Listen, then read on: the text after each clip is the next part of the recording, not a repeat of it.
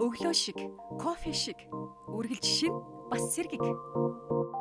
Би амьдралд бас ажилдаач хайртай. Тийм болохоор үзэгчээ хүндэлдэг.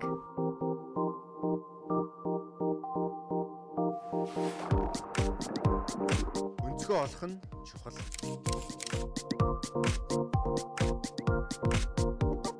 Хүн өөртөө цаг зав гаргаж байж амжилтанд хүрдэг гэдгээ мэддэг.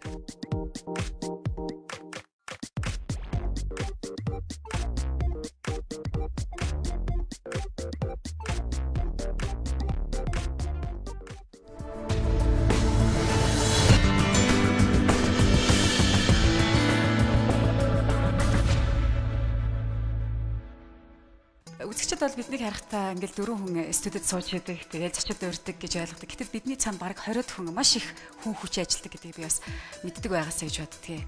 Инженер техникийн ажилтнууд, дууны дүрсний найруулагчид, бүр жолооч хүртэл тийм ээ, мөн одоо бидний стил имижийг бүрдүүлж байгаа стилист оюун цэцэг гэдэргээл тийм ээ. Маш олон том багаар энэ нэвтрүүлэг маань тусдаг гэдгийг би бүр зориуд хэлмээр санагдаад байгаа. Нэвтрүүлэг маань жоохон оройтож хүрээд байгаа. Гэхдээ бас бидэнтэй оройтож байгаа ч гэсэн цогтой байгаа нийт үзэгчтэй бас талархснаа илэрхийлье. Ингээд дөрвөн урилга нэвтрүүлэг маань өнөөдрийн дугаар эхлэхэд бэлэн боллоо. Мэдээж хэрэг дөрвөн урилга бид дөрвөн зочнтой тараасан байгаа. Хамгийн ихний зочин бол мөнх зулын зочин.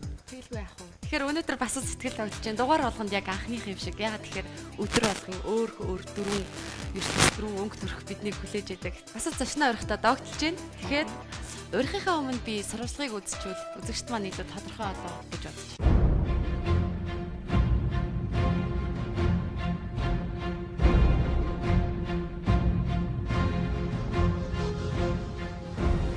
Хорь гарсан насандаа боксинг спорт руугаа дахин орно гэдэг бол тэр болгон хүнд бас шийдвэрлээд байдгийг зориулсан. Гэхдээ зэвэн бүрүү шанталгүйгээр энэ спортод үнэнхүү дур сонирхолтойгоо дахин нуталж боксийн спортын хүнд бөгөөд гаргалтай замаар замж ирсэн төвтэй.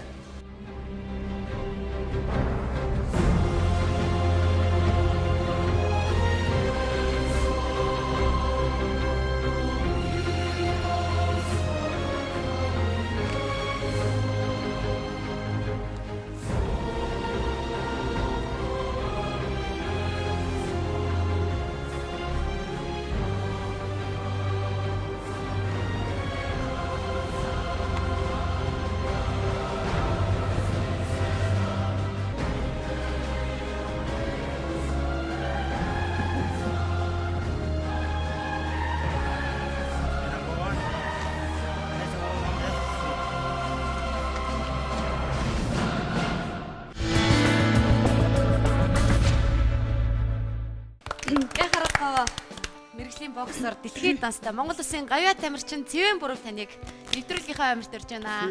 За. Бас монголчуудын маань бахархал болсон тамирчны нэг. За сайн байна. Сайн байна уу? За үгүй. За, сайн байна. За тэгээд та бүхнийхээ урилгыг аваад энэ нэвтрүүлэгт оролцож байгаадаа маш баяртай байна. Монголд байхгүй байгаа бах. Тийм ээ? Ажлаар ирсэн байна уу? Ямар ажлаар ирсэн байна? Одоо ирсэн байгаа. Одоо энэ ажил маань ер нь 10 сарын 22-ны өдөр Монгол бүхий өргөнд болох мэргэжлийн боксын олон улсын одоо тэмцээн тэгээд бэлтгэл ажилдаа ороод явж байна. Одоо хоёр дахь удаагийнх нь Монгол дайчин нэртэй юу? Энэ Монголын дайчин гэдэг тэмцээн маань Монголынхаа залуучууд зориулсан. Залуу үеийн маань эрч хүчтэй одоо эрдэм чадaltaй ер нь тим байхын тулд одоо Монголын залуучуудаа уриалан дуудсан. Одоогүй бол Олон улбаны улсын тамирчинтай хаз үзэж байгаа Монголын тамирчин Цэвэн бүрэг найзтай амжилт хүсье. Хамтдаа дэмжицгээе. Энийг бол манай үзэгчид мэргэжлийн боксын тамирчин гэдгээр нь илүү сайн мэднэ лээ тийм ээ. Тэгээд өнөөдөр Монгол ухаан гэж шууд ярьж эхлэхээр бас гайхчихж магадгүй л дээ. Яаж боловч юм та? Монгол ухаан Европ ухаан хоёр бол маш өөр байдаг. Бид одоо Европын улсуудаар ер нь бас олон жил явсан. Тэгээд тэдний тэр өөрсдийнхээ тэр газар нутаг бие биенийгээ хайрлах ухааныг бид нэр маш их сайн сурмаар юм шиг. Яг тэнд очиод би жоохон эвгүүл юм хийвэл одоо намайг загнадаг.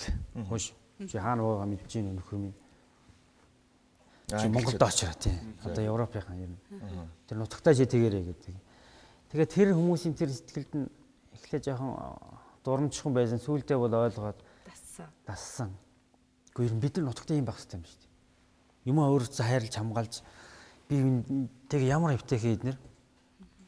Тэгвэл бид эднийг манай нутагт ирэхээр бид нар адилхан тийм л байд. Хөөш энд хууль дүрм үйлчлээ шүү. Чи олон нийтийн хууль зөрчиж чинь тамхичин сая хууль гарлаа ингэж хоргуулна гэж. Өө за уучлаарай. Тэгэл би яг адилхан. Тэгээ тохиолыг авчсан уу гэдэг. Тэгэхээр тэндээсэн тэр нөгөө бас мэдрэмжийг бас тийм би өөрсдөө эргэж хийж байгаа. Юу гэнэ гэж бараг тэгж чинь тэгэхээр чи ойлгохгүй нь би чамд англи хэлж яах гэж чил. Окей ойлголоо. Одоо энэ таны яриад байгаа гадныхны үзэл бодол тийм ээ. Таныг Монголынхаа өмнөөс одоо тулааны спортоор явдаг учраас тэгж гэнэ үү? Маш олон тамирчдаас бус орны нэрийн өмнөөс дивжин дээр гарах болсон шүү дээ. Америкт үлдсэн, гинт үлдсэн, Японд байна гэдэг ингээ явдаг чинь болов ер нь бас хүчтэй. Миний хувьд бол өөр би ганцхан Монголынхаа талбайны төлөө. Монгол гэдэг нэрний төлөө явдаг. Тэгээ би одоо 10 хэдэн жил одоо энэ спортоор энэ 20 жил явсны үндсэн гол зорилго бол Монгол гэдэг нэрийг би одоо хэртэхгүй авч байгаа. Монгол гэдэг нэг хүний төлөө би бодолж байгаа юм. Тэрний ард 2 сая хүн байдаг шүү гэдгийг л ер нь ухамсарладаг.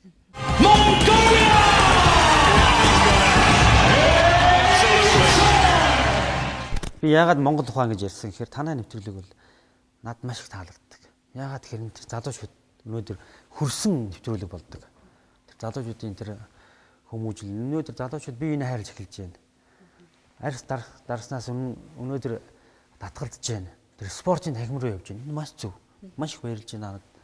Тэгээд залуучууд Монголынхаа залуучууд маань та нарын нэвтрүүлгийг үзснээр энэ залуучууд маш их юм ойлгож байгаа. Өнөөдөр тэр бааранд биш. Тэр спортын танхимд жинхэнэ нөхөрлөл үүсдэг. Эв нэгдэл. Манай залуучууд одоо бас яг л ийм байдлаар энэ явал хэнийг ч юу гэж ялахаар тэмцэгч зорьсон зорилгынхаа төлөө одоо тэмцэх тэр чадварыг ер нь суулгах. Би их олон зохиолч, тамирчин одоо жишээ нь уран хаагаа, лавгсрунгаа ч юм уу тэгэл маш олон тийм найзуудтай шүү дээ. Одоо зохиолч, өрчуулагч, продукт авахгүй. За тэгэл маш олон бүгдийнх нь нэрийг хэлэхээр ягаад тэгэхээр би тэднийг хүндэлдэг, би тэднийг шүтдэг. Би ахмад хийждэг хэвээр хүндлэх хэвээр. Надад тантай ярилцахад таныг өөрсөн манай зулаал та Монголдо байх уу хизээ ердөө юуг нисэх гэж юм л гээл. Тэгэхээр их тийм нүүдэлчин маягийн нүүдлийн шоу шиг амьдраад авч санагдах. Энэ таны яг энэ спорттой холбоотой 20 жилийн амьдрал уу эсвэл сүүлийн үед илүү их юм эрчимтэй амьдрал юм маягийн болоод байна уу? Илүү их Монголоо мэдрэх болсон. Илүү их энэ ард түмний хайрлах болсон. Энэ ард түмэн байхгүй би байхгүй юм чи. Тэгэхээр энэ Монгол гэдэг нэр энэ Монгол гэдэг нэрийн дор нэгдсэн тэр Монгол туурхтан гэж үздэг. Их Монгол улс байгуулагдсан хүрнүү гүрнээс авахгүйж. Тэгээ Монгол туурхтангууд маань өнөөдөр Монголоо санагалдаж байгаа. Маш их. Одоо тэр Шинжаан уурд байгаа 200 гаруй мянган монгол үндэстэн. Яг монгол хэлээрээ хурж ирж бид нартай уулзсан. За тэгээд тэмцээнд орох уу Монгол? Тэмцээнд одоо бие төлөөлөгчтэй явуулж байгаа. За. Тэгэхээр энэ тэнд таран суурьсан монгол үндэстэнгүүд чинь тэр цуснах үзэл одоо цус нэг мэдээлэл дамжуулагч хийж үздэг шүү дээ орчин үед чинь. Тэр цуснаас хэрэгцсэн юм шиг. Эх орноо хайрлах зүрх сэтгэл одоо танаас нэвт мэдрэгдэж байгаа энэ сэтгэл заавал гадагшаа гарч иж гаднаас харж иж хайрлаад ах шиг. Ер нь тийм байж болохгүй л дээ. Ирээнд маш олон залуучууд хятадуудад балбуулж өглөө шүү дээ. Тэд нар орилсон байж болно. Магадгүй би Монгол Чингис удам гэж гачирсан байж магадгүй. Тэдний дургуг хүргэсэн. Яг тийм пүний газар би ч гэсэн Англид очиод нэг газар очиод орилоод байвал. Тэгэхээр та нар энэ нутагтаа эзэн бай, энэ нутгаа хайрлан хамгаалах тий бие биенийг хүндлэх. Яагаад тэр 5 6 10-аад хятад Монголд 2 залуу нүдээд нэг найраа гэж амьд гараад нэг нөхцөн байгаа. Энэ жишээгээр. Тэгэхээр бид нар бие биенийг хайрлахгүй бол энэ чинь бас зөөхөн.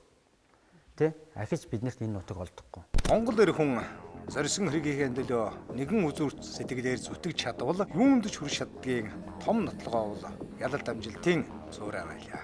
Та бас бичгийн олон найзуудтай ах нартай болохоор ч юм уу бас ном бичсэн гэж сонссон л та.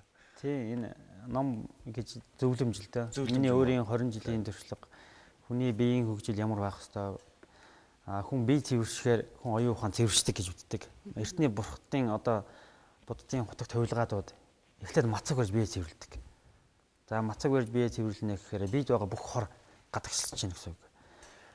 Тэгээд гадагшлаад ирэхээр хүний тарих цэвэршин бас. Тэгэхээр хүний тарих цэвэршихээр тэр дээд оюун ухаан буюу одоо тэр дээд тэнгэрийн тэр дээд мэдрэхүйтэй хүртэлцдэг. Одоо чинь би эрүүл цэвэр болчихоор ухаан саруулах нь байна шүү дээ. Тэгэхээр би энэ нэгээр юу гэж хэлсэн гэхээр би 2 сая Монгол ард түмнийхээ Монгол залуучуудаа ирч хүчтэй эрүүл байлгах гэж ийм өчүүхэн зөвлөмж бас хоёрыг гаргасан юм. За 3 дахь нь ер нь бэлэн байгаа. Жишээ нь залуус шүлсээг хайдаг. За. Тэгсэн чи хятад шүлсээ хайдаг гинэ. Харин их хайдаг юм шүү. Тэгээд хятадын тэр уламжлалын талын тэр ангаа ухаанд байдаг гинэ. Шүлсийг аман дотроо хөрөмтлүүлж агаад баг багаараа шимээд залгидаг. Шингэнэ алдахгүй. гэж ойлгож болно. Энийг юуг тайлбарсан гэж. Алтан бөмбөн доторх аршааны тусал юм аа. Энэ шүлс.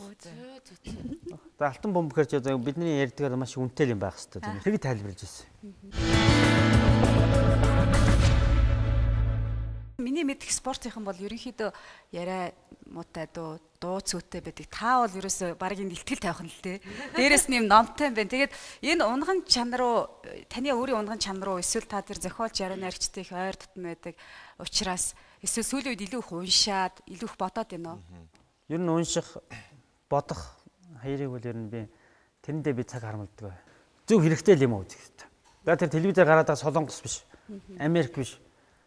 Америк бол ерөөсөө тэр Америкийн кинон дээр гардаг тулш Америк, Англи хоёр чинь маш доод зэрэг юм шүү дээ. Америк бол ерөөсөө Солонгос биш гэж тэглээ л дээ. Тэгээ хамгийн сүүлд нэг судалгаа байна л да. Одоо телевизээр ямар нэвтрүүлгийг хамгийн их үзэж ийнэ гэсэн чинь хамгийн дээр нь бол одоо Монгол HD дээр гарч байгаа Солонгос киног хоёртон цагийн үрд мэдээ байна л да. Ингээд судалгаа гараад ирсэн. Тэгэхээр ингээд нийтээрээ ер нь сонирхоод үзээд байгаа юм байна. Яхаарахгүй л Солонгос, Америк руу ингээд хандсан байх шиг байна л да. Тэгэхээр ингээд Монгол ухаан гэдээ яриад байгаа зүйлийг чи ер нь тодорхой хэмжээний хүмүүст л яриад яваад байгаа болохоос биш. Яг манай нийтлэг энэ нийгэм маань ер нь бас тэгж хүлээж авахгүй байгаа юм шүү. Тийм байна. Бид нэр Европын хуулиудыг авчраад наагаад боловсруулж нааж, эрүүл мэндээс нааж, хаа байна тэр шүлжээний юм тэр бүгд хэрэглээд яваад энэ чи ерөөсөө тогтлоо алдагдсан биш ээ.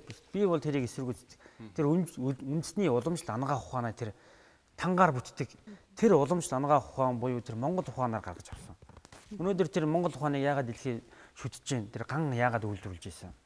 Тэгэхээр энэ ерөөсөө л Монгол сэтгүүл байна л да. Лондонгийн өдөр тутмын эвлэл та энэ дэр VBF холбооны авраг болж исэн. Хэдэн оны зураг үлээж чинь. Федерашны аврагыг 2006 оны сүүлээр авч ирсэн. Тэгээ манай хүү энд гарцсан. Хоёрын энэ дээр ингэсэн. Тэгээд манай хүү чинь өөрөө бас ингээд хуруугаараа заасан. Үнэхэн малгай бол ерөөсөө таны сашгүй нэг юм биш тийм ээ. Тийм үнэхэн малгай бол энэ хамтаа бид нар чинь ерөөсөө миний Монгол юм ээж.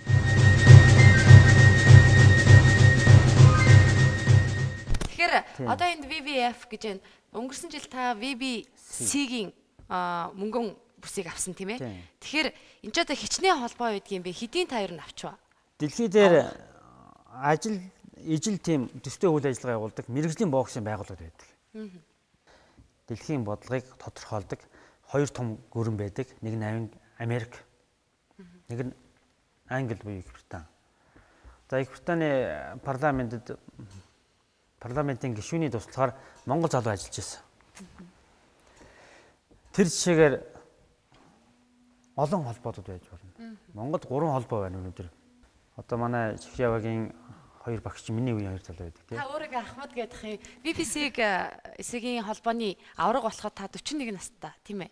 Тэгэхээр тэр бол дээд рекорд 42. Одоо би 42, хин насаараа 43 таа гэж бодоход дээд рекорд биш ээ. Хүн өөрөөс тэр гарч байгаа хүчин чадал бол маш их. Хүч чадлыг бид нэр эрч хүчийг дотроос авна. Тэгэхгүй бид нар айн тентгийн бэлдмэл угаад ч юм ингээд лам дээр очиж засал хийлэх ч юм уу бас тийм байдаг л да. 42 43 нодно бас бүсээ авсан байгаа тийм ээ. Тэгэхээр өмнө бас таныг телевизд ажиллаж исэн гэж сонс. Тийм телевизтэй одоо энэ үндэсний олон нийтийн телевизтэй хамтарч би холбооны тэр шугамд тавьдаг байсан. Тэгэхээр энэ ч одоо холбоо чин 20 жилийн өмнө. Одоо манай одоо таны телевиз ахмадын отцсон хахад нар чинь бид нарыг нэг дор ажилладаг байсан. За тэгээд хэдэн дам байгаа гэж бас байсан. Маш олон жилийн өмнө 20 жилийн өмнө. Таныг бас цагтаад байсан гэж сонсч байсан. Цагтаад хүч нийгэмлэгт Бас хэдэн жилээс 94 оноос хойш. Тэгээ цагдаа чинь Монголд ерөөсөө айрам цагдаа хоёр маш хүчтэй багтай байсан. Одоо цагдаа нар чинь байнгын бэлтгэлтэй байж иж ард түмний амгалан тавин байдаг сахиулна. Тэгэхээр би цагдаагаараа их бахархтай. Цагдаагүй Монгол 3 хоног юм бол юу болох вэ гэж би заримдаа боддог. Олон жил хоолой нийцсэн, хороож явсан, цагдаагийнхаа нэрийн өмнөөс анхныхаа мэрэгжлийн тулааныг хийж явсан. Монголын цагдаагаа Солонгос зарлуулж явсан чинь бол маш их гоё байдаг. Таны үсийг аваад тавил их олон юм өөрчлөгдөх үү? Одоо нургуулад байгаа үсээ таны имиж гэж сайн хэлж штэ тийм ээ. Тийм. Үсээ хав шийж болно л та. Монголын хөтлөө бол одоо би үс байтгаа юугаач авч болов. Тийм. Гэхдээ би энэ үсэндээ их хайртай. Ягаад тэгэхээр намайг тэнд байгаа Азийнхнаас ялгаж өгдөг. Тийм багшаа яриа тийм ээ. Тэгэхгүй бол би ингийн уцамсаад ингэх юм бол би тэр Солонгос ч юм уу Япон ч юм уу тэр гисрэж яриадсан гот яг л адилхан болж шүү.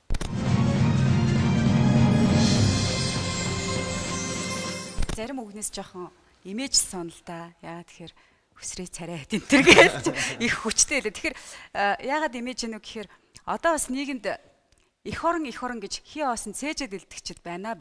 Тийм ээ. Гэтэл таны ялалтын агшнуудыг харж байхад ч юм уу эсвэл тулаанч ингээл гараад ирэхэд Монгол дайч ингээл гараад ирэхэд монгол хүмүүс бүгд огшно. Гэхдээ энэ огшил тэр цээж дэлдэл хий хоосон байгаад ямар хэрэг байна. Тэгэхээр энэ талаас нь та бас залуучуудад хэлж өгөөч. Бид нар хий хоосон болохгүй. Одоо маш их юм. Энэ залуучууд бид нар баарнд биш. Спортын цэгийн газар. Энэ бол удахгүй цаг нь болцсон. Бид нар баарнд найз нөхөрлийн холбоо үүсдэг гэж ерөөс түүхэнд байхгүй. Бид нар бүгд хамтарч байна. Та нар одоо энэ нэвтрүүлгээр хамтарч байна тий. Тэгэхэд удахгүй Монголын залуучууд спортлог болно. Спортлог болж ирүүл болохоор яах вэ? Тэд нар юу хийх вэ? Эх орноо хөгжүүлнэ. Өнөөдөр тэр Монголын цахилгаан машин бүтээж байгаа тэр залуучууд байна. Казахстан авж байна. Оросууд авж байна. Яагаад тэр баяднаас баян улсууд яагаад тэр Монголын машиныг авж байна? Өнөөдөр би тэр цахилгаан машин очиж үзлээ, уунж үзлээ. Нулимс гаргаж илээ. Монгол ухаан гэдэг чинь ийм агуу ухаан байна. Түрүүн би яах уулзаад мэрэгжлийн бокс өнөөдөр яг хөгжихгүй байна гэж ярих нь. Үгүй чи Олимпиас зөндөө олон авраг медалуудыг аваад ингээд болоод байгаа юм шүү гэсч. Тэр чинь мэрэгжлийн бокс биш ээ гэж хэлэхээр нь мэрэгжлийн бокс гэж. Бас гайхсан шүү дээ. Мэрэгжлийн боксын дөрвөн маш өөр юм зузаан байлгаар зөвхөн зөгтөг. Сонирхчийн одоо мэрэгжлийн бокс те нэгэн байлээ. Бүр ийм зөвхөн яг одоо энэ гар дээр энэ гарыг тавьчихсан юм шиг л. Маш гатуу. Хамгаалт байхгүй. Байхгүй. Тэгээд зөвхөн шүдний хамгаалттай, доод эрхтний хамгаалттай. Тэгээд олон үе төш тулаан хийдэг болохоор сэтгэл зүйн бэлтгэл биеийн бэлтгэлээс маш өндөр. 12 үе хийдэг. Тийм. Тэгээд тэрийг давж гаргахын тулд энэ маш их додуулах шаардлагатай болно. Тэрийг дисч гарна. Дисч гарсныгаа цараа хэрв амьд үлдэх юм бол өнөөгөө өрсөлдөгчөө додж болох нь шүү дээ. Тэгэхээр бокс бол оюун ухааны өрсөлдөөн гэж үздэг. Тэгэхээр дандаа нэг утга учиргүй зодон бас биш шүү дээ. Дэлхийн улсад байлтгаа болжлоо шүү дээ. Ирэнгэн дээр тэмцэлдэг болсон. Энэ яаж вэ? 13 онд дэлхийн шилдэг спорт нэг номерын спортоор мэрэгжлийн бокс шалгарсан. Спортод бас дурлуул яг дурлсан шиг дурлаж тийм ээ Монгол улсынхаа нэрийн өмнөөс рингэн дээр гарах хэмжээний байж ижил цээжэд илсгэхийг л өнөөдрийн зочин манаас уриалж байгаа. Миний бодлоор бол нэг 2008 оны Бээжингийн Олимпиас хойшлын омогших те нэг юм Монгол гэсэн зүйлүүд ер нь сэрж ихэлсэн болов уу гэж ойлгосон. Тэгээд ер нь бас яг юугаач мэдэж омогшоод байгаа. Тэгээд тэгэхэд бас нэг илүүгээд үг их модонд орж исэн санаж байгаа бол тээ. Тэгэхээр бид нар бас ингээд омогшиг гэвэл юугаараа илүү гэдгээ мэдчихэж бас омогшсон дээр байх л та. Тэгэхээр монголчууд маань бас юугаараа илүү юм бэ ер нь. Өнөөдрийн байдлаар архины үйлдвэрлэлээр дэлхийд тэгээд тэрүүгээр омогших юм. Газар нутагтаа гараад дэлхийд илүү байна. Илүү тийм сайхан юмнууд байгаа. Тангадын галсангой хэлсэн байдаг. Дөрвөн галсан байдаг Монголд гэсэн. Нэмцэлтэй таваа галсан, нэг чилгүү сувай галсан, орос хэлтэй оцгор галсан, монгол хэлтэй монкор галсан гэдэг нь бий байна гэсэн. Орчуулаад гэсэн. Нөгөө Америкийн алдарт эдэмтэн хард орж байгааг хэлсэн гэж. Тангад гэдэг хүн чинь өстой уран үгийн тулам юм аа гэдэг. Тэгэл текст тавьдаг. Монгол хэл чинь тийм сайхан баялаг хэл байна. Тэгэхээр бид нар чи их цөөхөн хэлийг ашиглаж ярьж байна. Тэр хараад ерөөл энэ маш их дэндүү ашиглах гэдэг байна. Тэгэхээр хүн чинь нөгөө амны бэлгэр гэдэг. Би нэг дандаа ерөөж магтжээ. Хайд нас гэснээс урд нас гэж байдаг бол та нэг их эрэлхийг Дайчин Баатар гэсэн баха ер нь. Тэгж бодож үзсэн. Жирийн цэрэг л над чиг байсан байх. Тийм үү? Тий, Монголын. Тэр цөөхөн хүн үнэтэй 150 мянган цэрэг ягаад хагас сая хүнтэй армийн үдээс байлддаг байсан. Тэгэхээр дэлхийн юмнууд ягаад Монголыг судалж байна, Монголын төвийг судалж байна. Хажууд нь бас Монголын хаадуудыг судалсан байгаа. Тэгэхээр гадныхан бүгдээрээ Монголын жирийн нэг цэрэг цэвэн бүрийг судлаад ахаа тамирчдыг авах гээд угаасаа ирээд байгаа юм байл та тийм ээ. Тэгэхээр цаана жирийн цэргийн ард бас маш олон цэргүүд, маш олон дарга генералууд байгаа. Тэр бүгд хичээх юм бол гавьятаас илүү байх нь тодорхой шүү дээ тийм ээ. Тийм учраас танд маш их баярлалаа. Монголын хүүхдүүд бол тэр чигээр гайхамшиг. Монголын залуучууд бол шигшигдсэн тэр гайхамшигуд байдаг. Тийм учраас би энэ залуучуудын нэрийг хааж утсан би нүүр бардам хэлдэг. Гутаах эсгүй. Тэгээ энэ хүсэл маань намайг авч өгдөг. Тэгээд нэг одохгүй тэгж жагаад залуу тамирчтай сайхан бэлдээд ирэхээр багшийн ажил хийх юм. Монгол улс маань маш сайхан хөгжинэ. Тэгээд өнөрт ажигсан бас энэ хорвогийн хамгийн сайхан бүхнийг хүсье. Цоглог нэвтрүүлэг үргэлж хийж байгаарай. Амжилт нь үргэлж өөдрөг байгаарай. За шиг. Манай нэвтрүүлэг зохиолч орсон юм шиг байна. Харин тийм ээ. Үнэхээр гайхалтай. Таны менежер чинь цаг болох байлаа гэдэг нь маш нарийн төлөвлөгөөтэй явж байгаа. Тий. За баярлалаа. Та амжилт хүсье. Хэлээтэй хамгийн За болж байгаа хэмжээнд нь амжилт хүсье. Монгол Дайчин, тийм ээ? За Монгол Дайчин.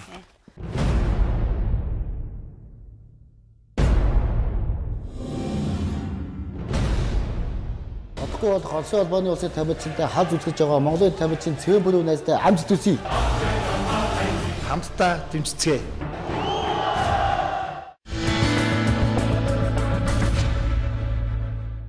Одоо харин миний зочноо урих цаг болсон байна. Миний зочин зураач дизайнер хүн. Тэгээд нэг их гоё өнгийг олж харж юу. Тэгээд дөрөв урилга нэвтрүүлэг маань их гоё гэрэл хийгээтэй сайн сайхан юм. Гоё өнгийг харж юу? Тий, хаж билээ. Зөндөө олон гоё өнгийг бүтээлүүдээс нь олж хараад энэ хүн яалтчгүй дөрөв урилгын нэг зочин байх хэрэгтэй байна гэж бодоод зураач дизайнер Мөнх Баясгалан студид авирсан юм аа. За Мөнх Баясгалан. Сайн байна уу? За нэвтрүүлэгтээ урьсанд баярлалаа. Урилгыг хүлээн авсан баярлалаа. За баярлалаа. Би сая таныг их гоё өнгө орж ирнэ гэж хэлсэн. Тэгээд бас шууд нотолж байгаа байх гэж бодож байна та. Өөрийнх нь зураач одоо энэ Мөнх Баясгалангийн бүтээлийг ийм гоё альчуурн дээр ингээ гаргаа. Тэгээд маш олон бүсгүйчүүд маань энэгээр гоёод явж байна. Та ч гэсэн өөрөө зүгэд ирсэн байх тийм ээ. Өөрөө зүгээ тий. Одоо өөрхөн бүтээлээр одоо ингээл. Оо ямар гоё. Та дэлгээд ингээ харуул да. Зургийг нь харъя тэхүү. Жишээлбэл ийм өнгөнүүдийг би нэг дор олж хараад их олзуурхаад амьдрал ямар баялаг юм ингэж үзсэн л дээ. За ийм зураг нь. Энэ миний зурсан уран зураг л да. Тэгээд уран зургаараа ингээд торгон дээр буулгаад ингээд энэ бол ингээд цэвэр сэлгэлтэй энэ материал нь тий.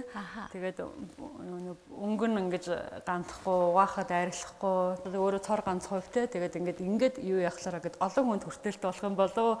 Тэгээд энэгээр бол олон эмэгтэйчүүд гоёосоо гэсэн утгаар ингээд юм альчур хийсэн. Дизайнер хүмүүс бас ингээ өөрсдөө юм гоё ганган юм хийгээд өмсөө явж байхаар айгүй хурж ирээд наадах надад зарчих хэд нэргээ булааж авдаг гэсэн л дээ. Ер нь таныг бас тэгж тийм.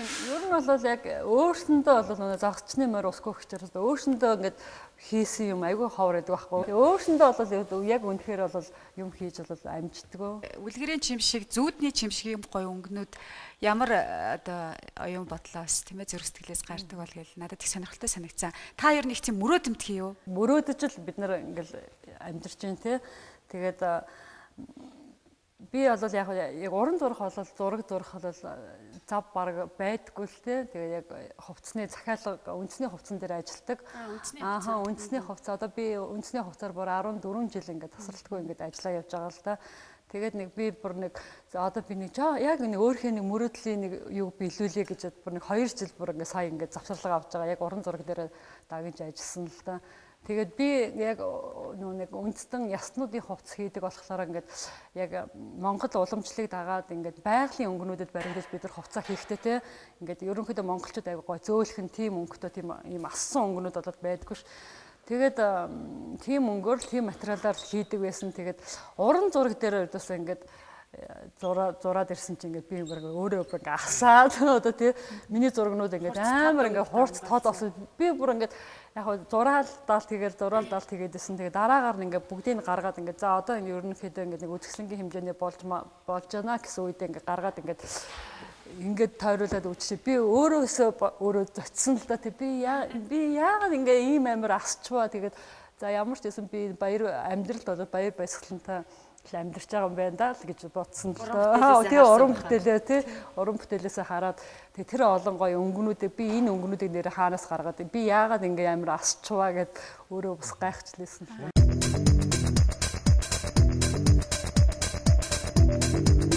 Дээл хувцсыг уралж байгаа болохоор бас л түүх соёл ёс заншлыг бас их судалдаг байх л да тийм. Тэр уламжлалыг ердөөсөө эвдэхгүй тий уламжлалыг ингэж үргэлжлүүлж одоо үнэн зөвөр нь үлдээж үнэн зөвөр нь хийх бол тэр бол миний уран бүтээлийн миний бол үндсэн зарчим байгаа тий. Тэгээд олон ястны хувцас Монгол үндэстний олон ястны хувцсан дээр ингээд ажиллаад хийгээд байж байгаа. Одоо 14 жил болж байгаа гэж байна шүү дээ тийм ээ. Тий, одоо ердөөсөө би дагнаад. Тий, дүрслэг урлагийн дээд сургуулийг хувцсны ангиар төгсөн. Би сургуулаа төгсөхдөө би дипломынхаа ажлыг халах их нэрийн хувцаар хийсэн. Тэгэл ердөөсөө за би яг энэ үндэстэн ясныхаа хувцс руу ингээд тасралтгоор энэ л миний цаашид явах зорилго юм байна. Энэгээр л би явбал ингээд нэлээд олон юм хийх юм байна гэж бол зорилго тавьж ажилласан. Үндэсний гэсэн тодтголтой зүйл рүүгээ манайхаа илүү их анхаардаг болчиж дизайнерууд бас үндэсний хувцас ихийг илүү чухалчилдаг болцсон байна тийм ээ. Таны хувцас юугаараа ялгарх вэ? Торгох салон анх үүсгэн байгуулагдаад би дизайнераар нь ажилласан. Торгын бол яг үндсэн зорилго нь болохоор үндэсний уламжлалт хувцсыг бас хүмүүсийн хэрэглээнд тий одоо орчин үеийн жоохон өдөр тутмын хэрэглээнд болгоё. Өшөө энэ хувцсыг аль болохоор олон хүмүүс өмсөх 2000 оны эхлэл дээр бол дээлчин айгүй ховор өмсгддэг байсан шүү дээ. Тэгээд энийг одоо хэрэглээ болгоод ингээ олон хүнд ингэж энэ уламжлалыг ингээ сэргээ хүн болгон энийг өмсөөсөө түүхээ мэдээсээ баяр ёслол дээр үндснийхээ ямар гангардаг болоосоо гэдэг утгаар тэр салон анх юу яасан дээлээрээ бид нар гоёдаг болсон тий. Миний стил гэдэг ах миний бол ингээд ялгараад ах бол юм байхгүй л дээ. Би бол гэхдээ дээлийг бол би хамаагүй эвдэж бол үнэхээр чаддггүй тий. Би бол яг миний тийм зарчим байгаа л да. Ердөөсөө одоо бол яг хоо ингээл дээл ингээл орчин үеийнх ингээл болгож байна гэл ингээл мөр зүрийг гаргаал одоо бүр ингээл хормон мормоо гэж пүмбилгэл одоо бүр ингээл янз бүрээр болгоол байна л да. Тэрүнд би бол яг жоохон эмзэгэлдэг. Үндэстэн ясны хувцсыг бол хизээч өөрх нь юуг бас дэндүү алдагдуулж болохгүй. Дандаа ингэж хүндэтгэлтэй ингэж хандах хэрэгтэй. Японууд гэхэл кимоногоо эвдэхгүй л байгаа эцтэй тий. Одоо энэ солонгосууд уламжлалт хувцас эвдэхгүй л ингэж хүм ард түмэн болгон ингээд өөртөө үндэсний юмд хүндэтгэлтэй хандж байна. Тэр үншгэл бид нар ч гэсэн дээлэндээ хүндэтгэлтэй хандж хамаагүй гаж болохгүй болио л гэдэг тийм л тэрний төлөө л одоо ажиллаа л л да. Урлан дээр нь очиж сурвалжлага бэлтгэсэн байгаа л да. Тэгэхээр жишээлбэл яг одоо тэр тоглолтын хувцсууд аль хэдийнэ бэлэн болцсон. Бүр ээж бүрэн хувцас. Тэгээд тэр хувцснуудыг одоо урагшаа явуулнаа. Өөр монголчуудад явуулна. Тэгээд энэ хамтын ажиллагаас нэлээд олон жил үргэлжилсэн. Тэгсэн чинь надад энэ тухай сонсоход бас жоохон хармын сэтгэл төрчөө. Ялангуяа тэр өвөр Монголын хүүхдийн чуулгын хувцсыг ингээд байнга хийсээр байгаа нэлээд олон жил болсон. Монгол хүүхдүүдэд жишээлбэл хувцсыг хийж өгөөд бүхэл бүтэн гоё хүүхдийн чуулга ингээд уг нь бол эндээ байсан мэл гэж бодогдчихв. Гэхдээ энэ хамтын ажиллагаа их олон юм өгч байгаа юм билээ тийм ээ. Та өөрөө ярьжсэн. Хөлбөмбөр аймагт бол амьдардаг бол Монголын үндэстний 5 ястангууд оршдог. Буряд, Бараг, Ивенк, Орчин, Дагуур гэд одоо би бол мэдээж Ивенкийг мэдхгүй, Орчиныг ч мэдхгүй байсан. Тэгээд Ивенк гэдэг нь тий одоо Ивенкүүд нь болохоор одоо Оросод өвөр Монголд байгаа манад бол цаатангууд л гэж явж байгаа л та. Нутагт нь очиж судалгаа хийгээд тэгээд тэр уламжлалт юм ийдээс алдагдуулахгүйгээр ингэж бас тайзны хувцс гэдэг чинь бас өөртөө хүүхдийнх гэдэг чинь бас айгүй хүүхдэд мэдээж тайзан дээр нүсэр урт юм өмсөд дуулж бүжиглэхэд хэцүүтэй ингэж жоохон цовоо харагдах хэрэгтэй, сэргэлэн байх хэрэгтэй. Тэгэл тэр болгоны бодолцоод яг тэгээ хийсэн. Дараагаар нь энэ төсөл маань бас Шинжаан уугарт хэрэгжсэн. Энэ бол яг ерөнхий цаад бол энэ төслийн агуулга нь болохоор бүх өөртөө засах улсуудад ингэж өөртөөртөнд нь байгаа ястангуудаар нь ингэж хийж байгаа тийм хамтлаг л да. Дараа нь Шинжаанд очиж бас Тажик, Уйгур, Киргиз, Давлан гэдэг ингээд бас 5 ястангуудаар ингээд бас ахиад 40 хүүхэдтэй хамтлаг хийсэн. одоо дараагийнх нь бас ажил нь бол бас төвдөд бас 5 ястангаар хийх ч юм уу тий. Миний хувьд бол яг энэ төсөлд хамрагдаад Монгол улсаас төлөөлөөд тий би бол ингээд Монголын хилээс гаргахлаараа би мөнх баясгалан биш Монгол болж байгаа шүү дээ. Тэгээ очиод нөө Монголоос ирсэн мэрэгчлэн Монголоос ирсэн багш ингээд гэхлээр айгүй хариуцлагатай болчихоо тийм мэдээж би Монголоос ирчээд бас муу юм хийж болохгүй айгүй нөгөө нэг бас энэ уламж тэдний бас нутгийн заншил нутгийн уламжлал тэдний юуг бас алдагдуулж болохгүй тийм яг үүнийг хэлэхэд нөгөө Шинжаанд очиход бол Шинжаанууд бол Монгол хүнээр хувцас хийхгүй Монгол хүн яаж манай хувцас хийх юм гэж тэгжлээсэн л та. Тэгэл ямар ч байсан хийгээ чадаа тийм Монгол хүн хийдэг юм аа чаддаг юм аа ингээд дараа нь ингээд ард нь гараа тэр хүү миний хийсэн хувцаар тэр хүүхдүүд ингээд концерт тоглож байхад бол нэр тэр концерт ингээд тоглож байхад бол үнэхээр гоё.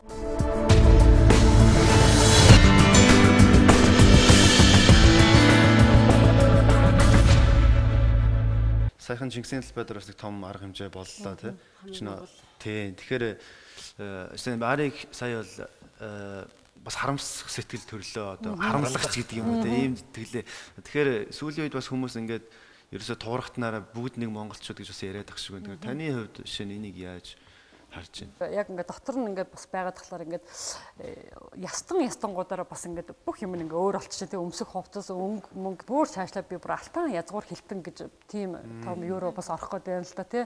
Алтан язгуур хилэнд болохоор тэр бүлэгт Монгол хилтэн бүлэг орж байгаа байхгүй тий Монгол хилтэн бүлэг чинь та бол бүр Монгол туурахтай биш бүр тий яг одоо ерөнхийдөө л бас Монгол туурахтан руу л ингээд бас ингээд тэгвэл солонгос турк гэсэн орхон нь шүү дээ орон харин тий одоо солонгосууд орж байгаа юм тэгэл уг суурь нь юу ийсэн тий тэгээд эндээсээ салбарсан юм уу эсвэл салбарлаад дараагаар нь ингээд юу болсон юм уу тий би гэхдээ судалгааны ажиллал ингээд хийх гээд би болохоо зөвхөн хувцсан дээр нь хийх гээд байна л да тий за түрүүнд золоо маань хэлсэн хармаар байна гэж тийм ээ тэгэхээр одоо бүгдээрээ сурвалжлагаас харцгаая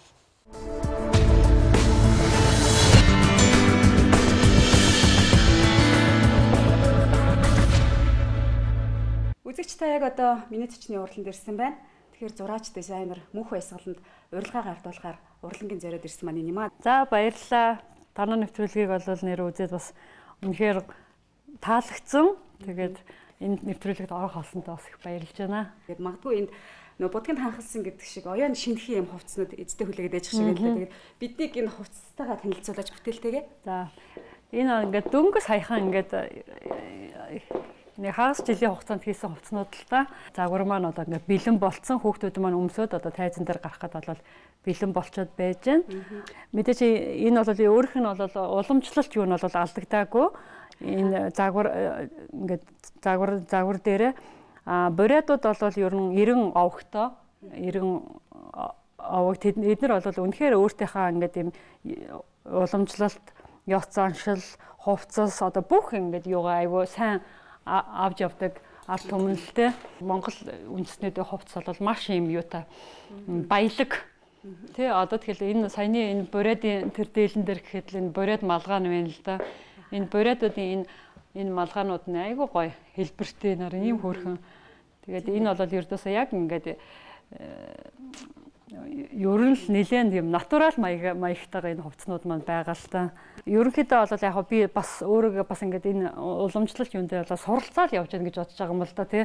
Ингээд энэ аль болохоор энэ нэг юм зөв болчих юмсаа одоо жишээлхэн бол энэ буриадын дээлний заавал яагаад энэ 3 ингэр байгаа ингээд энэ ингэрийнх нь утгыг нь олчих юмсаа энэ зөвлөл юуных нь олол нэг яг яагаад ингэж юм бил байх хэвээр юм ч гэдэг юм уу тэр болгоныг л ингэж бид нэр одоо би бол өөрөө судлаад тэгээ дээрэс нь ингээ хийчихэд бас ингээд бас хойч үеийнхэнтэй бас энийг нэг яг мэдүүлэх юмсан ингээд цөмөрөө энэ уламжлалт энэ урлаг уламжлалт энэ ёс заншлаа алдахгүй ах юмсан л гэж хичээж явж байна. Зочноо би танилцуулахдаа за дизайнер гэдгээс гадна зураач гэж хэлсэн. Энэ уралданд ч гэсэн ингээд юм том бүтээлүүд байна. Энэ тухай бас та товч танилцуулах хэрэгтэй байхаа. Яаж юм сайхан бүтээлээ яаж урдуугүй өнгөрөх. Уран зураг бол мэдээж бидний мэрэгжлийн суурь яаж хийж байгаа л нэг уран зураг зурах зав гаргадаг. Ер нь нэлээд жоо нэг сайн хүүхдийн маягийн юмнууд байгаа ч тийм. Энэ яг л хүслэнт хэмжээс гэдэг л дээ. Тэгээд яг хүн ерөнхийдөө айгу олон хэмжээсэнд байдаг тухай ингээд уншчихлаа. Бид нар бол ингээд сэрүүн ингээд байхдаа ингээд өөр хэмжээстэй бид нар унтахлаараа тий бас өөр хэмжээст орчдөг тий. Тэгээд одоо нэг зүүдлээд бид нар өөр ертөнцөөр ингээд нэг аялаад идэг шүү тий. Тэр үшгэлд миний бас ингээд энэ одоо зүүдний ертөнцийн тухай уран бүтээлэлтэй дуусчаа миний дараагийн ажил бол Монголд байгаа ястангуудын хүүхдийн хувцсыг сэргээжтэй одоо бид нар том хүнийхаар л одоо мэдчихэнтэй тэр хэрвээ хүүхдийн байх бол яг ямар ах вэ гэдгийг жоохон судлаад тэгээд нэг тийм зорилготой тэгээд бас манай энэ засгийн газар одоо бас энэ хүүхдүүдийн энэ урлаг соёлдоо одоо ингээ хөрөнгө оруулаад ийм гоё хувцснуудыг хийлгээд тэр уламжлалт дуунуудын сэргээгээ дуулуулад тий нэг ийм хамтлаг хийчихэл одоо гар бие оролцоход бол бэлэн байна. Урланд хэсгхэн зөрчлөхөд ийм төр төрхтэй. Тэгээд энэ яриа маань мэдээж студид үргэлжлэх болно. Тэгээд студи руу шилжицгээе.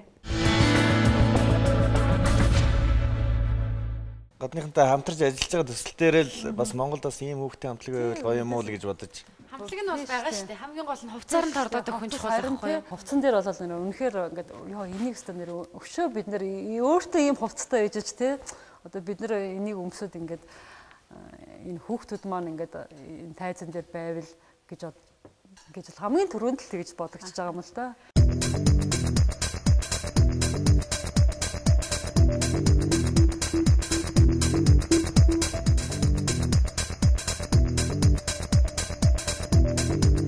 Тэгээд ярилцж байхад одоо жишээлбэл тэр унжуургыг бэл гээл нэрлэх жишээтэй. Үнэхээр энэ зөвхөн ингээ хүн харахад хувц сурлаад байгаа юм шиг хэрнээ цаана маш том судалгаа хийж байгаа юм байна. Олон жилийн судалгаа өөрийн чинь бас их том магадгүй бүр эрдмийн ажил шиг юм нэг бүтээл харагдаад байгаа байхгүй юу?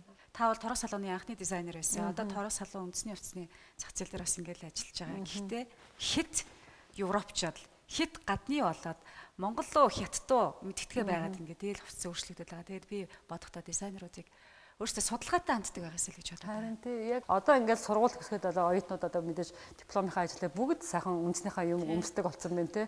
Тэгэхдээ бас яг орчин үеийн нийгэмдээ тохируулж мэдээж жоохон ялгаж харагдах гэдэг юм. Тий шинжиж өмсөж болно л доо тий. Тэгэхдээ тэгээ бүгд яг одоо бүгд л цорын ганц одоо бүгд л дизайнерууд болсон тий яг үннийг хэлэхэд бол тий монголчууд бол дээлний захыг айгу хүндэтгдэг тий. Тэгэл зах ингэр тэгэл дээлний хараа гэдэг энэ заамыг энэ дээлний хараа хурц ингээд хувцсанд бол 5 омог 5 хурц байх ёстой гэж байдаг байхгүй юу.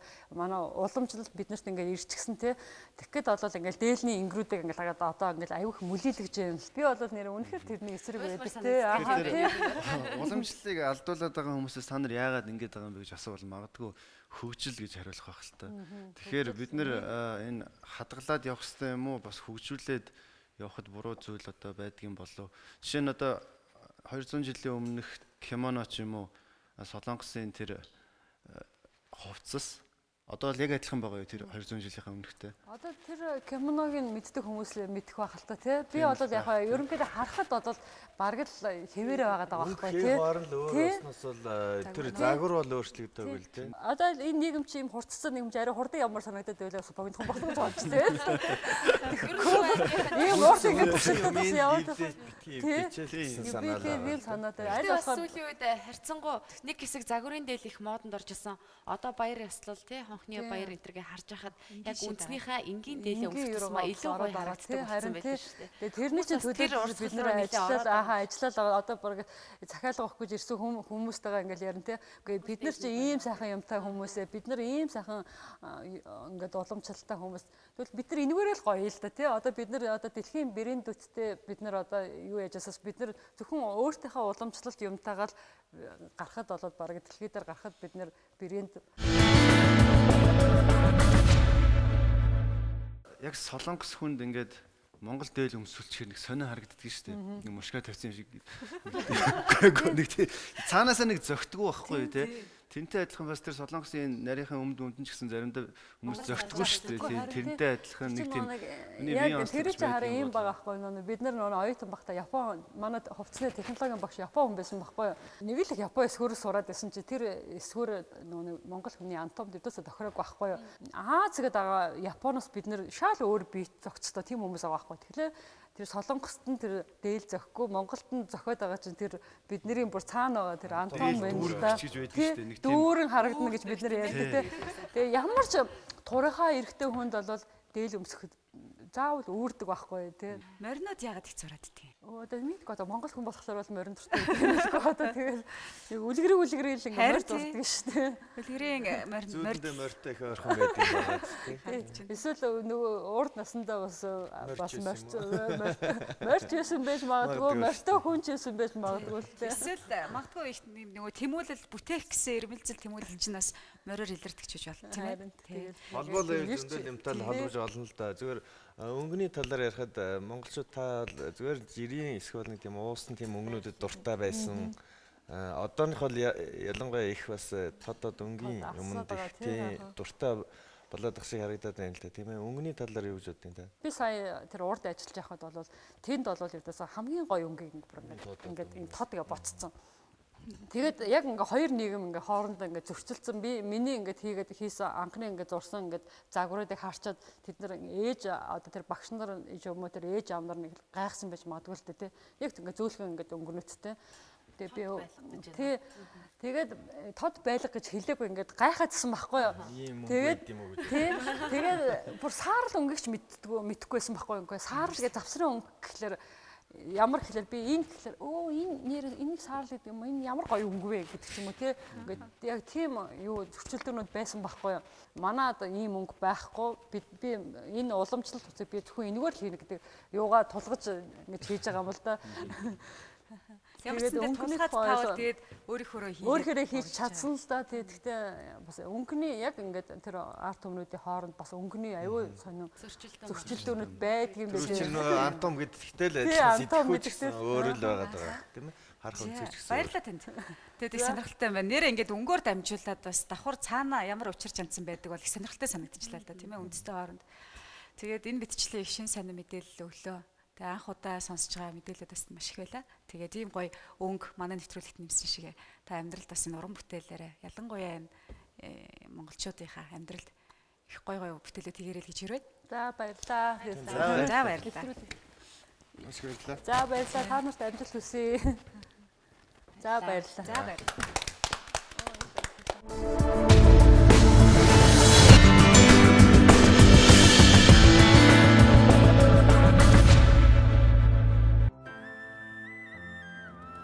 The sky is red tonight. We're on the edge tonight.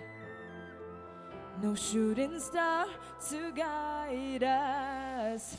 Eye for an eye. Why tear each other apart? Please tell me why. Why do we make it so hard? Look at us now. We only got ourselves to blame. It's such a shame.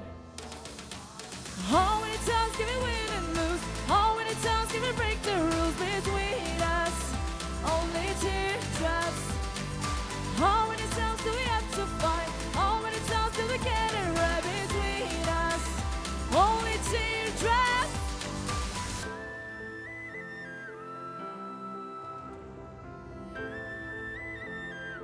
So come and face me now. Here on the stage tonight. Let's leave the past behind us. Eye for an eye. Why tear each other apart? Please tell me why. Why do we make it so hard? Look at us now. We only got ourselves to blame. It's such a shame. Tell me how many times can we win and lose? How many times can we break the rules between us? Only teardrops. How many times do we have to fight? How many times do we get it right between us? Only teardrops. What's come between us? What's come between us? Only teardrops. What's come between us? What's come between us? How many times can we win and lose? How many times can we break the rules between us? Only teardrops. How many times do we have to fight? How many times do we get it right between us? only teardrops, only teardrops.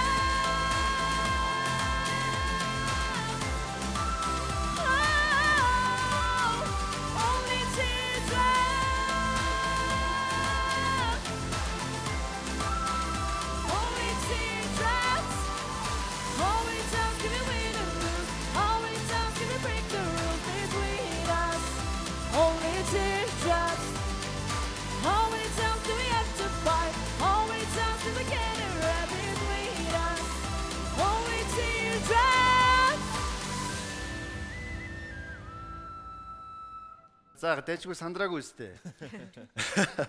Тэгэхээр аль сургууль нэгэн гэдэг өөрийгөө танилцуулаач. За намайг Мигмар Ханд гэдэг Монгол Улсын их сургуулийн математик компьютер сургуулийн 4-р курсын оюутан. Тэгэхээр заавал бас дуучин мэрэгжилтэй тийм хүмүүс одоо дуулах ёстой гэсэн үг байхгүй. Тэгэхээр манай дөрөв урилга нэвтрүүлгийн маань тайз бас сонирхдаг, дуулах дуртай хүүхдүүдэд бас дуулах боломжийг нь олгож байгаа. Тэгээд энэ утгаараа ч гэсэн Mongolian Cover Group-тэй хамтарч ажиллаж байгаа. Ингээд өнөөдөр бидэнд сайхан дуу хоолойгоор ирсэн чамд баярлалаа. Амжилт хүсье. Баярлалаа. За одоо бидний 3 дахь зочин. За тэгэхээр 3 дахь зочин хэдүүлээс 3 дахь зочноо өөрхөөсөө өмнө зочныхоо сурвалжлагыг бас бэлдсэн байгаа. Сурвалжлага маань бас бидэнд илүү ойлголт өгөх тийм сурвалжлага байгаа учраас тэгэхээр сурвалжлагатай анхаарлаа хандуулад тэгээд зочноо өрье гэж бодчихлаа.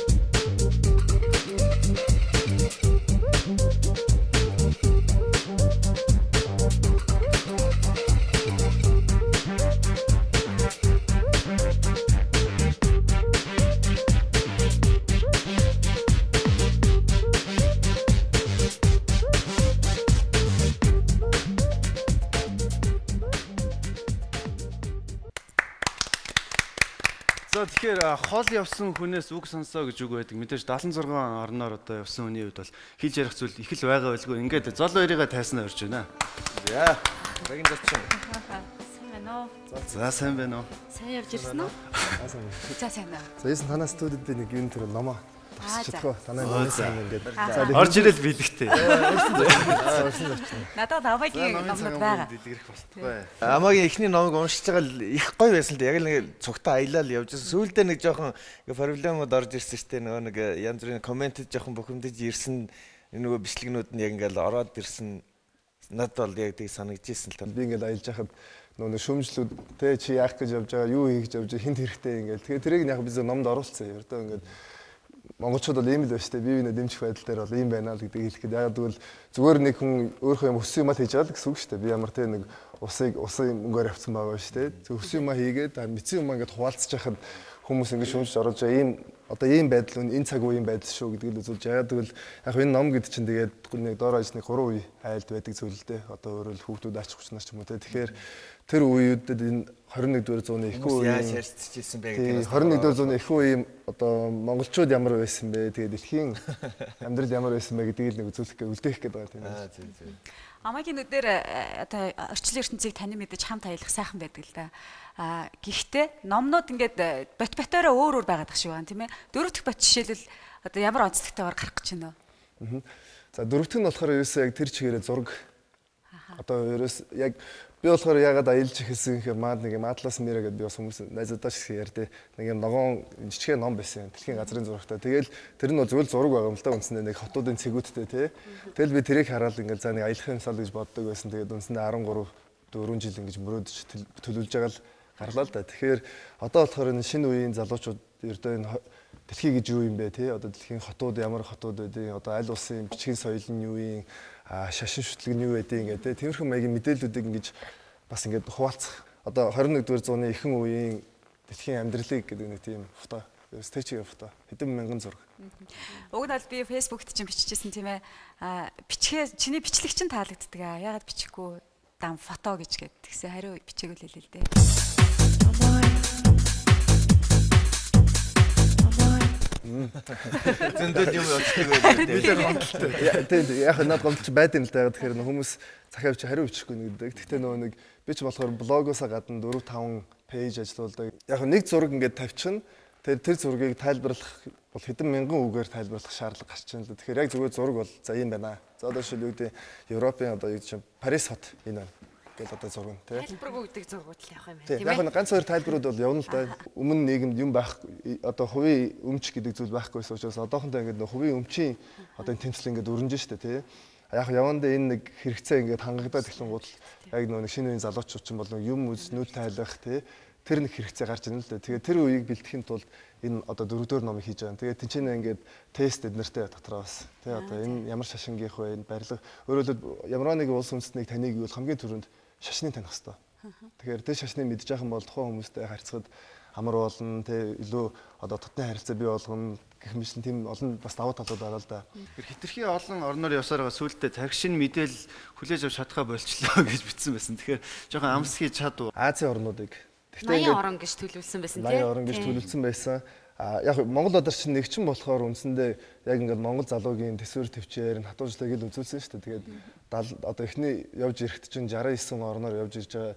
Тэр дотор болохоор дайн, дажин, ердөө хамгийн хэцүү, дээрээс нь виз, санхүү бүх асуудлыг ингээд шийдээд явж чадсан байх шүү гэдэг зөвөр нэг юм одоо нэг хязгаар критерий гэж яриад шүү дээ. Хязгаар тавьсан. Одоо за дараагийн залуучууд бол энэс тэг чи 200 ус байгаа юм чинь би одоо юу гэдэг тэр нэг хязгаар нь бол биш шүү дээ. Ямар ч хэцүү бэрхшээлтэй дайн дажин шуурууд одоо бүгдийг ингээд аваад гарч болно. Энэ бол ингээд болдсон байх гэдэг үзээсээ. За хоёр дахь нь болохоор яг Америкийн нэгдсэн улсаар яваад аяллахын 70 дахь улс Чикаго одоо улс Америкийн нэгдсэн улсын Чикаго хотод ирээд сар гаруй маш сайн амарч авлаа. Амархаас гадна одоо эндхийн байдал одоо дасан зохицох одоо сэтгэл зүйн бэлтгэлээ бол хангалттай сайн хийлээ. Үндсэндээ Америкч болохоор дэлхийн одоо дэлхийгээд нэг юм хүн төрөлхтний амьдралын тархил гэж үзэж байна л да. Тэгэхээр Америк улсыг ингээд дотор нь бүх хотуудаар нь үзээ, соёл, хүмүүсийн хоорондын харилцаа, одоо эдийн засгийн ингээд судлаад, улс төрийн байдлыг судлаад ирээ бас энэ тусгай нэг юм ажил явуулсан. Сүүлийнх нь болохоор энэ Азийн орнуудыг явсан шалтгааны юу гэхээр яг бид нар Аз гэд адилхан юм шиг болооч үүний эрэхтэй бол тийс өөр соёл иргэжлүүд шүү дээ. Бид нар бол нүүдэлч хүмүүс. Зөв бид нарыг бол Аз би бол өөрийгөө Аз гэж үздэг. Би зөвөр энэ бол нүүдлийн соёл иргэжлийн төвөөд гэж яддаг. Хүмүүст ярьдаг. 10 орныг улан төлөвлөсөн байсан чинь 6 дахь дээр яг ингээд бүр яг дүүрсэн. Нийтээ бол 6 сар гаруй явсан сүүлийн одоо 12 одоо нодлонгийн 12 оны 12 сарын 21-ний өдөр дэлхийн сүрдэг үе тийм. Тэгээд тэр яг тэр өдөр онгоцонд суусан шүү дээ үндсэндээ. Түүхээс юм сурахгүй нэг тэгэл хүмүүс хэлэх гээд нь л да. Ягаад гэвэл бас 60-д он бас тэгж ийсэн бас өндөөл олон хүмүүс тий ердөө Монголд газар мазар ухсан л гэж байсан. Яасан ч гэлээ бүх мал сүргээ зараад авчихсан ингээл тий. Тэгэхээр сүнхгүй эн чинь угаасаа энэ байгаль байлж байсан цаашаа байна. Зүгээр яг хуу миний хувьд ч юм одоо юу гэдэг чинь ингээд одоо энэ олон ном мушаал ингээд судалгаа бодоод байгаа шүү дээ. Ямар учиртай юм болоо гэд тэр нөө Бадарчин гэдэг чинь ингээд уул нэг судлаач юм л дээ үүсэл гарлыг нь олох гэдэг байгаа. Эх орон гэдэг бол яг үндэлэхэд одоо хамгийн сайхан газар байна. Хэдийгээр бид нэр Аз жаргал сайхныг хүний нутагт хайж байгаа гэсэн эх орон шиг гоё газар алга. Өөрөөр хэлбэл энэ нутагт би эцсийн мөч хүртлээ байна. Эцсийн мөч хүртлээ хөдөлмөрлөн энэ нутаг бол хамгийн сайхан нутаг гэж байна. Данх аялалд гарахад бодож исэн зорилго одоо өөрчлөгдсөн үү? Гэхдээ энэ бол байнга л өөрчлөгдөж байгаа. Ердөө байнга өөрчлөгдөж. Одоо зорилго нь юу болж хувирсан бэ? Сайн аялал жуулчлал гэж ярьж байна те сүүлийн аялал дээр бол аялал жуулчлалын салбар руу илүү анхаарсан байна шүү дээ. Тий. Яг эхний аялал нь бол за мэдээж тэнцээ бол залуу хүн учраас дэлхийг тойрох гэдэг юм байсан л да. Бид нэр сансарт ниссэн улс гэж явж байна. За хоёр туйлдаа гарчлаа, Гималайд гарчлаа тий. Бас дэлхийг тойрсон хүнтэй бас байгаад ягаад байж болохгүй тий. Олимпи авчлаа. Энд чинь нэг тодорхой хэмжээний үндэсний нэг юм бахархлууд байх ёстой шүү дээ. Одоо яг хүн болгон спортын хүн болдгоо маа гэхэд нэг өөр чиглэлүүдээр ч юм уу тий. Одоо жишээл оюуны тал дээр үгүй чинь тооны юугаар Нобель Монгол хүн авчих юм бол тэр чиглэлийн хүмүүс бас ингээд урам өгөө явчих шүү дээ тий. Надаас зарим улсууд дээр нь хөөе би чамаас танаа Монгол улс чи хаана үдэ гэж консулын хүн асууж байгаа шүү дээ. Одоо чинь дипломат албаны хүн гэж мэрэгжлийн хүн байх хэрэгтэй. Тэгээд өө энэ Оросын холбооны улс дундад улсын хооронд байдаг гэхээр тэгвэл чамаас би Оросын холбооны улс шиг татвар юу хураамж авах уу дундад улсын иргэн шиг хураамж авах уу гэж ах шишээд тий. Тэгээд тэрхүү олон юмд дандаа цогцуулаад ингээл бас л арга болно л да. Тэгэхээр энэ утгаар нь бас би амаг бас аялагчхээс илүү соёлыг түгээгч гэж ойлгоод байгаа байхгүй. Тэгэхээр тэнд бас Монголыг мэддэгчгүй улсын консулын газар бас Монгол гэж ийм газар байдгийг гэж ярьж авсан байна. Зүгээр нэг сайхан зугаалаад байгаа гэж хүмүүс бодоод байгаа. Энэ бол үндсэндээ бол нийгмийн ажил хийгээд байгаа. Тий. Тэгээд эн чинь маш их ядарна. Тэгээд одоо юу гэдэг доктортой нэг газар удаан байхгүй, хоол унд, ариун цэврийн шаардлага хангахгүй, цаг агаар одоо үндсэндээ Монгол хүний бие чинь яаж юм гэхээр нэг 9 сараас ингээд та нар анзаардаг байх ингээд бие халаад эхэлдэг шүү дээ, тэ. Эрт яг бол энэ чинь нөгөө нэг өвөлдөө бэлдээ, тэ. Тэгэхээр 12 сард яг ингээд яг халаалт нэгэд эхэлж итэл бүд гэл нэмэх 40 руу яваад очиж байгаа юм чинь. Тэгэл 40-д чинь нөгөө нэг зүгээр нэг air conditioned өрөөнд буудалтай байгаа даа ш. Өдөр шөнөгүй ингээд нөгөө нэг хүнд 10-20 ил цүнхөө өөрөөл тэгэл зураг аваад тэгэл нөгөө нэг дээрэс нь тэгээ сая одоо чи Монгол ирээд яг тэрний увшиг гэх юм уу гарч иж байгаа л да. Одоо бол одоо би нөгөө мөнгөний юугаа хийж чадах болсон. Тооцоо хийж чадах болсон. Одоо би яаж исэн ингээд за нэг хоол бол нэг тэд гэж одоо нэг юу гэдэг нэг 50000-аас тэдэн орчимд байд юм байна гэдэг. Яг бол яг тэд гэж мэдэх арга байхгүй. Яг бол нэг сар нэг яваад ирэхэд л нэг өөр. Одоо эхний аялал 2005 онд яваад тэгээ буцаж ирсэн юмны үн 3 дахин өссөн байгаа байхгүй. Зөвхөн юм болгоны үн. Тэгээд дахиад Америк яваад ирсэн чинь дахиад нэг өссөн. Одоо би сүүлдээ бүр ингээд яг юу ямар үнэтэй байгааг нь ойлгож болчиход байгаа. Тэгээд дээрэс нь эн чинь нөгөө нэг аялж яхад чинь ингээд ингэж л да. За одоо ингээд Монгол за хоол нэг 5000 төгрөг доллар хоол идчихэж байна гэж бодож идэл. За одоо ингээд Гонконгд буунгууд л тэр нь одоо юу гэдэг чинь нэг тухайн Гонконгийн нэг 20 ч юм 10 болчихж байгаа. Тэгээд тэр хойдлын нэр нь бол хамаагүй шүү дээ. Тэр чинь тоонууд нөгөө үржигдэж байгаа учраас тэгээд Гонконгоос Вьетнам одоо Гонконгоос дундад улсаар гараад Вьетнам руу ороод ирэнгүүт 30,000 болчихж байгаа. Би одоо тэр тоонуудыг л чэйжилсэн. За нэг тэр хавцаанаа л юм байна гэж хоолны нэр нь бодож байгаа шүү дээ. Тэгээд Вьетнамнаас гараад Камбож руу гарахад 40 болчихж байгаа.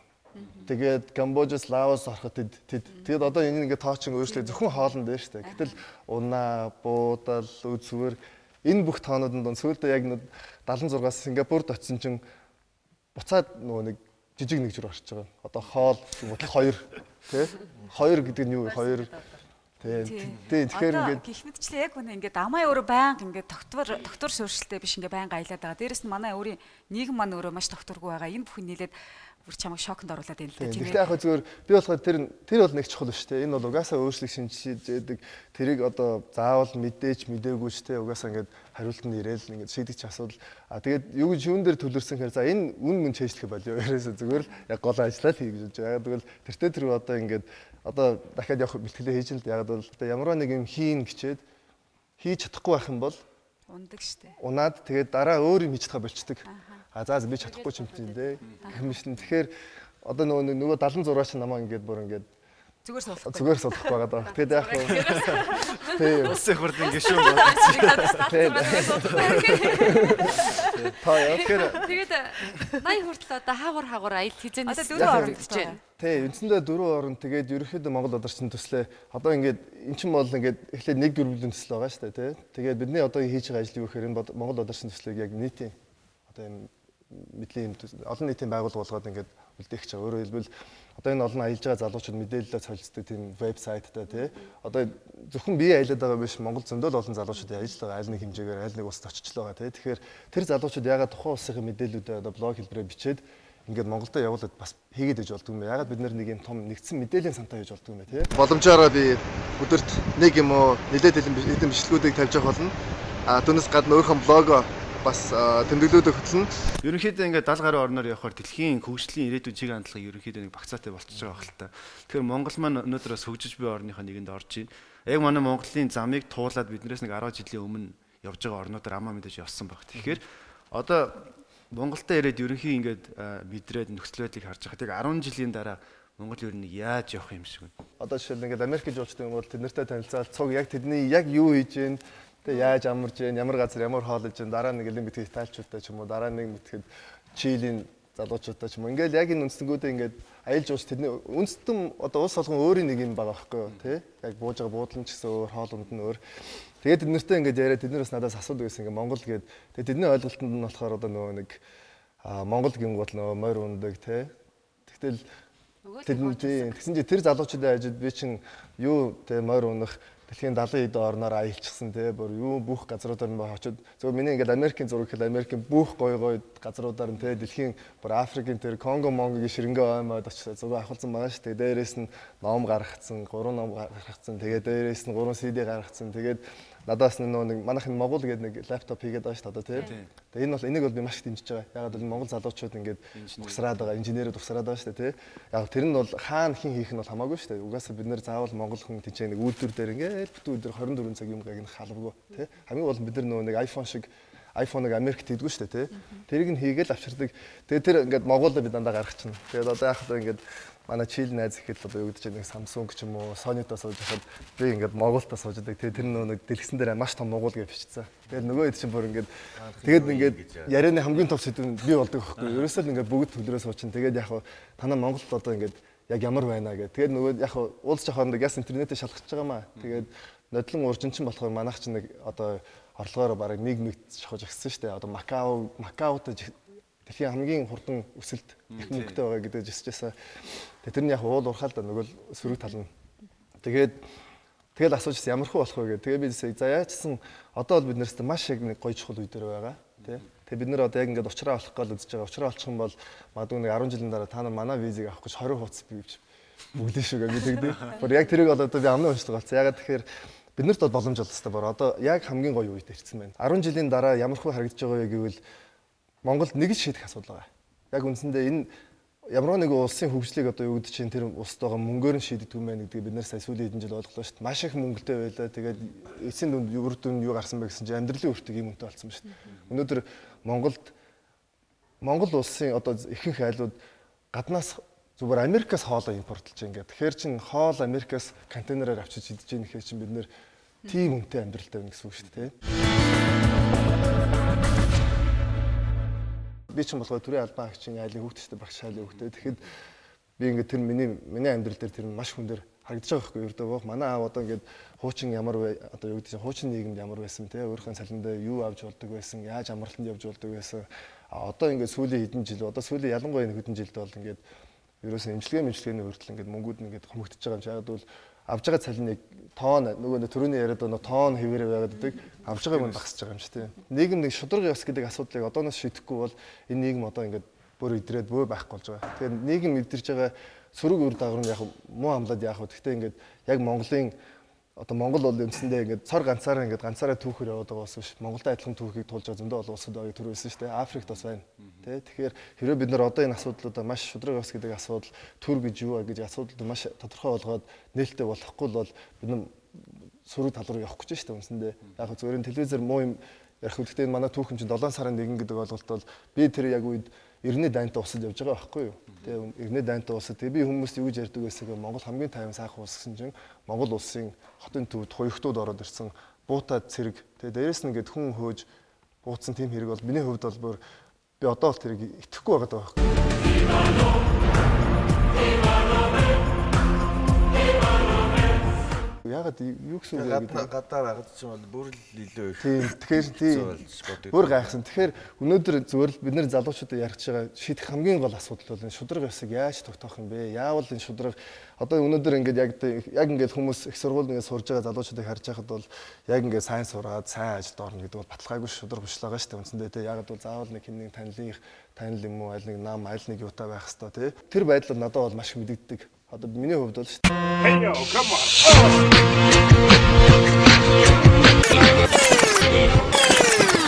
Өөртөө ч адилхан л бас жуулчид их байна л да. Яадгаа алдсан бас гадаадын нөхдөд бас бүр яваал байл л да. Бас амаа бас яг л тэгжил явж л байсан байна. Тийм хүмүүс ярьдаг шнэ. Энэ нэг ачаан гуйлгацсан чи энд юу хийж яваа ингээл одоо нүд үзүүрлээ л да гудамд таарлаа. Тэр хүмүүст уулзаж ярьсан юу. Яг би бас өмнө яг ингэж аялж байгаагүй болсон болохоор одоо энэ аялаар явж байгаагүй үед ингээл харахад нэг ноорхоо офстай гээ те. Нэг өөргөч тэгсэн те. Тэгээд тийм тэгсэн чинь би ингээд энэ одоо юу гэдэг юм сая аялж ирээд одоо ч гэсэн би ингээд хотын амьдрал руу одоо сүүлийн 4 сар ирчээд 4 сар хагас болж байна те. Хотын амьдрал руугаа орж эхэлж шүү дээ. Заавал өсөө засуулах ёстой гэдэг. Заавал эндүүлэгтэй хувцсамсах ёстой гэх те. Энэ бүхэн чинь ингээд нэг амьдралын нэг давтамж болоод эхэлж байгаа байхгүй. Тэгээд надад одоо ягаад би буцааж одоо явах хамгийн түрүүний тэмүүлэл ягаад тэр байна вэ гэхээр ирчлөө. Маад ингээд аялж байгаа зарим үед хараад бүр навсаац ингээд явж байгаа те. Тэр залуучууд яг очихоор зарим нь бол Ferrari-га унаал явж идэг те. Зарим нь ингээд бүр том компани тэ бүр ингээд CEO өдөрт халбанд ажилладаг тийм залуучууд байгаа байхгүй юу? Би бүр ингээд тэднэртэй одоо болохоор би андахгүй болсон. Яг тэр нөгөө хичнээн хувцас муу хувцастай байсан ч гэсэн нөгөө нэг хэл яриа тэгээд нөгөө биеийн хөдөлгөөн body language гэж тэргээр ингээд харахад за энэ бол аль бүлэг тамаатай гэдэг нь одоо аль үндэсний одоо Америк хүнтэй ч юм уу Европ хүмүүстэй ингээд сууж байгаад ярианы бүтцээр нь ингээд энэ бол тэр нийгмийн тэр төвшингийн хүн нэ гэж тодорхойлж байгаа. Тэр хүмүүсийн хувьд энэ ингэж аялах нь ягаад гоё гэдэг нь би одоо өөрөө ойлгосож байгаа байхгүй. Ягаад тэгэхээр ингээд нэгт ингээд тэр хувцс мууц тэр илүү том санаа зовхон байхгүй. Ингээ заавал хувцсаар нь те ямар машин унжаагаар нь те. Гэхдээ заавал одоо нэг юм том машинтай байх хэрэгтэй. Тэгээд том машинтай Улаанбаатарт паркинг зогсоол болтохгүй нэг те. Хоёрт бензин зарна те. Тэгэхээр би ингээ боддог байхгүй. Яг Монгол шиг ийм нийгэмд байжгаад зүгээр нэг хүмүүс жоох гарч үзээсэй. Одоо энэ номныг хийгээд байгаа шалтгаан ерөөсөө бид гарах гэдэг байхгүй. Гаргаад нэг юм одоо хувцсан санаа зовхгүй. Хүн юу гэж намайг харж байгаа болыг санаа зовхгүй. Зүгээр л яг өөрхөн тааваараа тий. Өглөө босоод өөрхөн тааваараа. Одоо нэг сахан махан ингээ баваац явж идэв шүү дээ тий. Тэд нар чинь яг тэгэж нөгөө нэг бас одоо өндөр өсөлтөө орно. Хүний газар очиж тэгж явах юм шүү эсвэл. Тийм харин тийм. Тэгээд тэр хүмүүс чинь энэ ирээд тэр ирчлээ гэж хэлж байгаа. Тэндээ тэгж чадахгүй шүү дээ. Тэгж чадахгүй шүү дээ. Хүний газар очиж бүх ханган явна шүү. Нэрээ бодно. Манайхан яг хүний газар очихоор би ингээ бас зөндөө олон газрууд одоо анзаарж байна л да. Тэгэхээр Монголд ингэж одоо юу гэдэг өөрийгөө бас их барьд юм шиг байна. Барьдаг хэрнэл бас их байгаа шүү дээ. Одоо шууд ууж моохот бол ч юм уу те. Тэгэхэд гадагшаа гарахаар тэр байдал нь бүр замраа галддаг.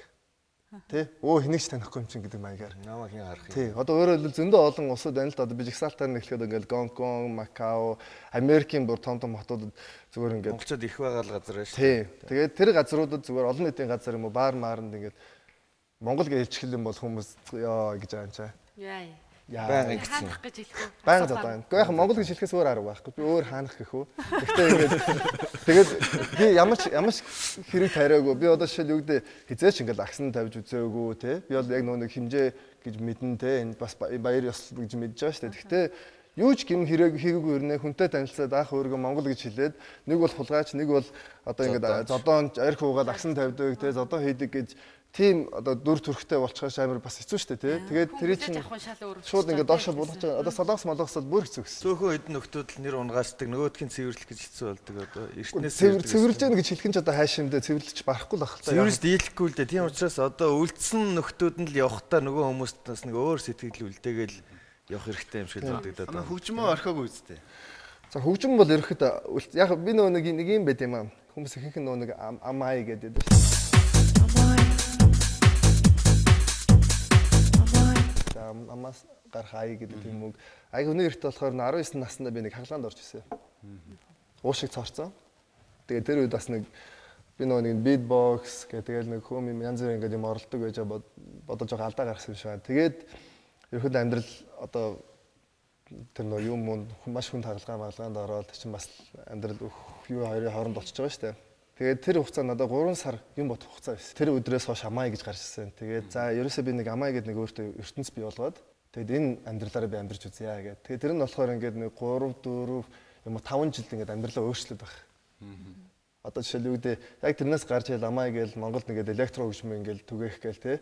Тэгэл 4 5 жил ингээд нэг урлагийн хүн байлаа шүү дээ. Өөр нэг мэдсэн жил студиутай болцсон, нэг мэдсэн жил клип хийсэн, нэг мэдсэн жил пари хийгээл ингээд явж байсан. Тэгэл тэр 5 жилийн хугацаанд нөгөө миний зорж исэн зүйл нь 10 хэдэн жил мөрөөжсэн аялал байсан байна тийм. Ягаад гэвэл тэгээд энэ аялын бас нэг юу нэхэр би нөгөө цэцэрлэг доохоосоо сансарт нисэн гэж мөрөддөг юм байхгүй. Одоо бол тэр мөрөдөлтөй явж байгаа. Одоо бол яг нэг 22 сая доллар гэж байгаа байхгүй юу. Хэрвээ 22 сая доллар багсаж чадах юм бол сансар нисэл гэж бодож байгаа. Багийн гişүүд бэлэн боллоо. Эсийг зөвшөөрнө. Хариу. Эсийг зөвшөөрнө. Бидний урилгыг хүлээж авч те манай студид зочдод баярлалаа. Үнэхээр цаашдаа яриг юу л бас хэдэн цагч дуусахгүй юм шиг байна. Тэгээ ямар ч байсан. Тийм амьдралынхаа тал хугацааг та өөрийгөө сонсоод өөрөөрөө яваад ирж тэгэхээр цаашдаа ч гэсэн мэдээж хин ч юу гэсэн ч гэсэн өөрийнхоороо явах бах. Тэгээ таныг сансарт нисэрэ гэж өрөөе да. За баярлалаа. За баярлалаа.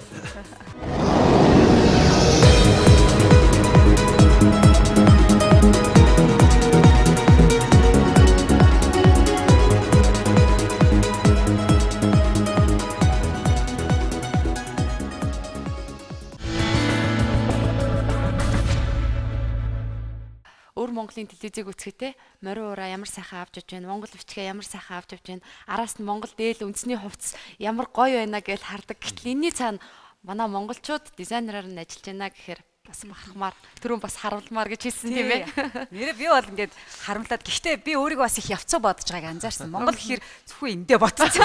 Гэтэл нэрээ яагаад Монгол туурахт ингэж бас бодож болоогүй юм бол. Даяаршлын нэрэнд бас явагдаж байгаа нэг том дайн бол яг өөрийнхөө уламжлалт соёлоо авч үлдэх ийм дайн явагдчих шиг байна л да. Одоо шинэ Сингапурчуудын үндэсний хувцс юу вэ гэвэл би бол хэлж чадахгүй жишээ нь тийм.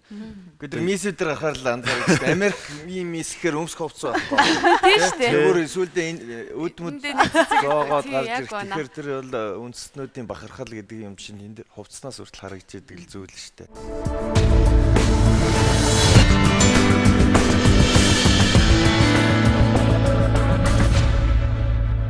Ингээд хамгийн сүүлийн зочин бол миний зочин байгаа Монгол снекер толгоотнууд клубын тэргүүн Төмрөө гэж залууг өрсөн байгаа.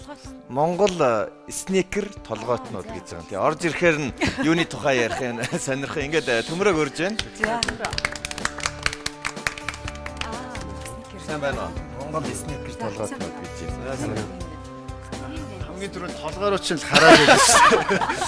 Снекерс ч нэг бодогдоод Садгаа гэж харна. Монгол снекер толгоотнууд клуб маань спортын гутал хувцсаад тэр дундаа Монголд пүүз гэж ярьдаг те спортын гутал цуглуулагчдын клуб. Тэгээд клуб маань маш олон гишүүнтэй. Манай гишүүдээ ерөнхийдөө бидний хийдэг гол зүйл юу гэхээр пүүзэл цуглуулад байдаг. Тэгээд энэнийхээ төдөө одоо амьдрдаг гэж хэлж байна. Тэгээд энэ маань юу гэхээр одоо дэлхийн дахинд ерөөсөө нэг ёсны соёл болцсон. Одоо хувцлах соёл. Жишээ нь манай Монголд одоо машин цуглуулдаг хүмүүс байна, хөөрөг цуглуулдаг хүмүүс байна, марк цуглуулдаг хүмүүс. Яг эдэртэй адилхан өөрсдийнхөө дуртай энэ спортын гутал пүүзнүүдэд цуглуулдаг. Тэгээд клубээ снекер толгоотнууд гэж нэрлсэн шалтгаан нь нэгдүгээрт Монгол гэдгээр Монгол залуучуудаа онцлоё гэж батсан. Тэгээд снекер гэдэг маань одоо бидний Монгол пүүз гэж ярьдаг энэ спорт гутлуудыг Англид одоо Америкчууд жишээ нь снекер гэж яг ингэж хэлдэг нэрлэдэг. Тийм болохоор снекер гэх ёстой юм байна. Тэгээд толгоотнууд гэдэг маань яг одоо энд толгоо мэдүүлсэн гэсэн утгатай. Тэгээ ер нь тэгээд жишээ Төмрөө ямар пүүцтэй ирвэ? Хэдэн оны ямар загвар гэж одоо машин шиг асуудаг. Өнөөдөр миний өмссөн байгаа энэ снекер маань 2010 онд гарсан Air Jordan цувралын 3 дахь загвар 2011 онд 10 онд дахиж хийгдсэн White Salmon гэдэг ийм загвар. Би Төмрөө дээр очиод нэг урилга өгөх гээд очихдаа эдсэн л дээ. Эдгээр клубийнх нь бас нэг арга хэмжээ олж исэн. Тэгэл би нэх анзаарахгүй дээгүүр ингээл хүмүүсийн царай хараа явж байгаа ш Төмрөөг хайж байгаа юм чинь. Ингээд санамсаргүй зураглаачийн аваад исэн камер л ингээ харсан чинь дүүрэн 9 шидийн бүүз гуталнууд байна. Ганц өөрхөөгөө харсан чи шал тэс өндлөнгийн хүн яваад байгаа шүү дээ. Бажигтай нөхөр яваад ирсэн чи тэнд бол ёстой нэг байна. Тийм ээ одоо 9 шидээрэл байх шиг байлаа шүү. Снекер сонирхдаг залуучууд маань нэг өдөр хоорондоо цуглаад хоорондоо мэдээлэл солилцох. Тэгээд дээрээс нь удахгүй худалдаанд ямар снекер гарах гэж байна, ямарыг авах гэж байна. Жишээ нь одоо энийг авсан чинь ямар байсан ч гэдэг юм. Би одоо авч амжаагаа бол авцсан нэгнээс нь энэ загвар ямар байсан, сагс тоглоход ямар уу, гадуур өмсгөд ямар уу. Шинэ одоо цэвэрлэгээний батарей цэвэрлэгч гарцсан байна. Би туршиж үтсэн чи юм байна гэдэг. Дэлхийд цорын ганц байдаг пүүз бас танай клубын гишүүнд байдаг гэж сонссон юм байна л та. Тийм манай дэлхийд одоо ганцхан ширхэг байдаг пүүз. Гишүүд залуучуудад ер нь бол яг одоо миний мэдж байгаагаар 2 ч байгаа шүү. Хоёр хүнд тийм ээ. Тий, 2 хүнд нэг. Тэгээд энэ юу гэхээр загвар нь нэг. Загвар нь нэг гэхдээ өнгө нь 2 өөр. Тий, тэгээд энэ юу гэхээр Nike компани одоо бүх цаг үеийн хамгийн алдартай загвар гэж хэлж байна. Ялангуяа Монгол залуучуудын дунд хамгийн хэрэлт хэрэгцээтэй. Одоо нөө дэлгүүр оршоогоор 2 сая төгрөг өнтер хүрдэг. Энэ снекер Nike Fly Pass гэдэг. Энэний нэг сампл болгож одоо нөө Nike компаниас ийм загвар гаргах гэж байна гэдэг. Тэгээд тэрийг сампл одоо өмсгийг хориглоно гэсэн бүр тийм бичгтэй байдаг. Тэгээд тэр нь одоо ямар нэгэн аргаар манай залуучууд авсан манай өмс болно л да гэхдээ ер нь хоригдсан гэхээр бас тий дэрийг яг худалдаанд гарах болоогүй тий зүгээр хурцлтын явцад байгаа тийм бүл гэсэн юм байна. Тэгээд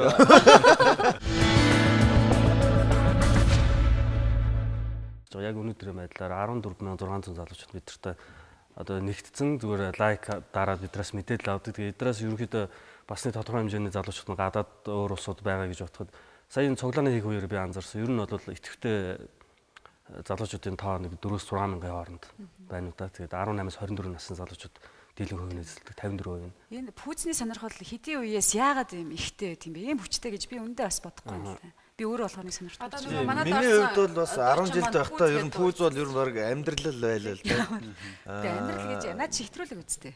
Ер нь баг л ээж аав те нэг аятайхан пүүзтэй байж ижил ер нь тэр ирчүүдийн хүрээлэл гэж нэг юм байна ш. Тэнтэй багтчих жишээний байдаг л байхгүй юу. Тэр үе та нар бол октод байсан. Гэтэ сонирхдаг октод ч бас байдаг тийм ээ. Тэр нь бол яг тухайн үеийн амьдралын бас нэг зайлшгүй нэг хэсэг нь бас байдаг байхгүй.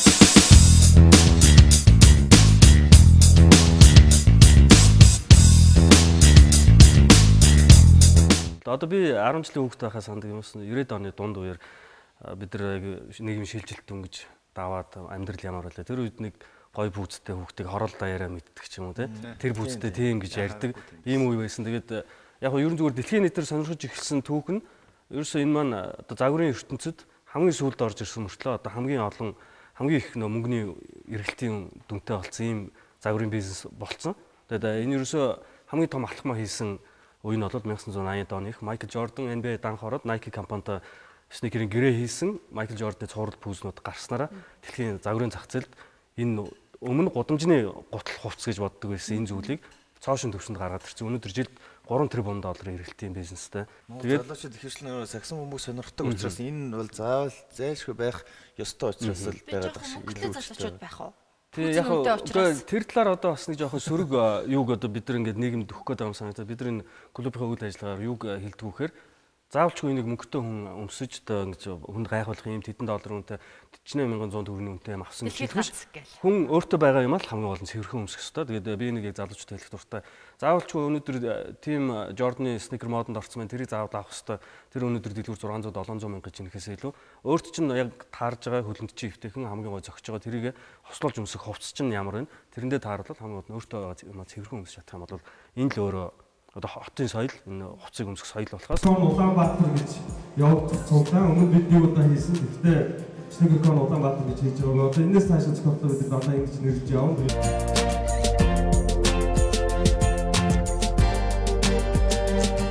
Танай үйл ажиллагааг ханхуугаас би сонсож байхдаа хүүшөдөө солилцоод тахтай тийм нэгийнхээ өмсөн пүүзийг нөгөө өмсөд би болохоор эвгүй ээж магадгүй л дээ пүүз ихээр шивэр гэж боддог. Гэтэ одооны залуучууд маань шивэрчээд байна. Би одоо тэр ихтэй байна. Ари тэгээд хамгийн сонирхолтой нь тэр пүүзийг чинь засдаг, сэлбдэг яг машин засвар шиг газар байна. Дээр нь бүр пүүсний ламбард байна тий. Ламбардны талаар би сонссон. Тэгээд өөрөө бүр явж байхдаа би телевизээр үзээд бүр гайхсан.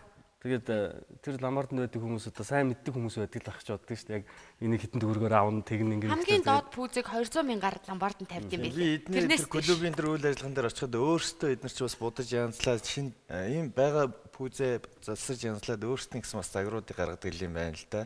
Ялгарч бас харагдан дээр чи тийм ээ. Солилцоо гэдэг нь болохоор хуучны тэр үнэтэй юмыг авч чадахгүй хүмүүс жоохон ямдраад ирэхээр нь аваад тэрийг угаа цэвэрлээд эсвэл өөр загвар оруулаад юм шиг явдаг юм шиг. Тэр нэг дэлгүүрт очлоо би өөрийнхөө авах гэжсэн пүүзийг тэр дэлгүүрт 200 ширхэг ирсэн. Тэр дэлгүүрийн одоо жишээ нь 400 500 очрлж идэг. Зарим 7 хоног 2-7 хоног хүртэл очрлж идэг байхгүй. Тэгээ би аз таарад орох юм бол миний хайрцмаар биш байсан ч гэсэн би нэг авчдаг. Яг л тэр дахиж нэг 5 жилдээ худалдаанд гарахгүй. Тэгчээ би хадгалж байгаа л дараа нь яг энэ манай цуглаан шиг ийм цуглаан одоо Америк нэгдсэн улс хот болгонд баг худалч сар болгонд болдог. Тэгээд энэ дээр би очиод өөрийнхөө тэрийг байршаад надад одоо ийм хайрцмаар байна 40 хайрцмаар би 42-оор солих гэсэн. Чам 42 байна. Надад 42 за чи нэг тэдэн төгрөг нэмээд өгч. Тэгээд сольчих би наадч ингэж авч болж байна. Хамгийн гол солилцоо их зүйл нь яг энэ дээр л дээ.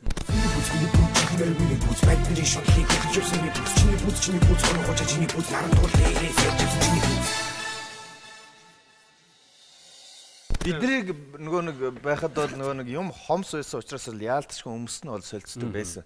Солилцдог байсан тийм ээ. Тэгээ одоос өмснөө солилцдог юм бол байгаа. Тийм. Тэгээ залуучууд маань шивэргүй болсон гэдэг. Тэгээд яг өөрөө сонирхсан юмд ер нь тэгээд мөнгө төгрөгөө цуглуулж байгаа л одоо ч оюутны мөнгө буудаг болсон. Тэрийг хэдэн сараар нь хурааж байгаа л тэгээд энэ төр авдаг юм байна. Чардаг бүзгэл гэж байдаг байсан шүү дээ. Байдаг байсан ч гэсэн тэрүүгээр их уралддаг байсан тийм. Чиг гэж дуурах юм бол ориг гэж тооцдог. Миний цементэн дээр чардаг гэдэр гэж зарим нь тэгж үгүй л те. Тэгэхээр бидний яриаг бол мэдээж яриг сникер сонирхдаг залуучууд ялангуяа сонирхож үзэж байгаа. Гэртээ үзэж байгаа одоо аав ээж ч юм уу тийм ээ. Юу яриад байгаа гэж ойлгож иж магадгүй. Гэхдээ хүн болгоны сонирхол өөр гэдгийг л дугаар болгонд л харуулахыг л ер нь зориод байгаа л та. Гой цэвэрхэн хувцлаа бид хүн өөртөө сайхан хувцалсан байхад хүн өөртөө ихтэй байдаг. Дээрээс метр хотын залуучууд хотын соёлыг өшөө дэлгэрүүлээ. Тэгээд Улаанбаатар хотод цэвэрхэн авч явахын тулд өнөөдөр шинэ хувь надаас эхлэх хэрэгтэй гэж боддог. Тэгээд хувцас цэвэрхэн хүмүүс бид нар Монголын залуучууд сайхан шүү дээ. Тэгээд зуны цагт бол сайхан тэгээд дотоо сайхан цэвэрхэн авч байгаа. Өөрөө цэвэрхэн явал эндээс л эхэлнэ гэж боддог. Өнгөрсөн 100 хамгийн их эрэлт хэрэгцээтэйс одоо Улаанбаатар дэлгүүрүүдээр хамгийн үнэтэй зарагдж байгаа тэр снекер бид нар хуурамч нэг жинхэнэ нэг нь авчираад залуучтай яг юу юуг нь ялгааг нь яаж харах хэвээр энэ юм байх хэвээр ойд нь юм байх хэвээр гэдэг залуучтаны мэдээлэл өгсөн. Энэ иймэрхүү байдлаар манай клубын ерөөсө гол ажиллагаа бид нар мэдээлэл өгөх зорилготой. Тэгээд дээрэс нь бид нар ямар нэгэн худалдаа явуулаа өөрсдөө эрхэлдэг, ямар нэгэн ашигын бус байгууллага.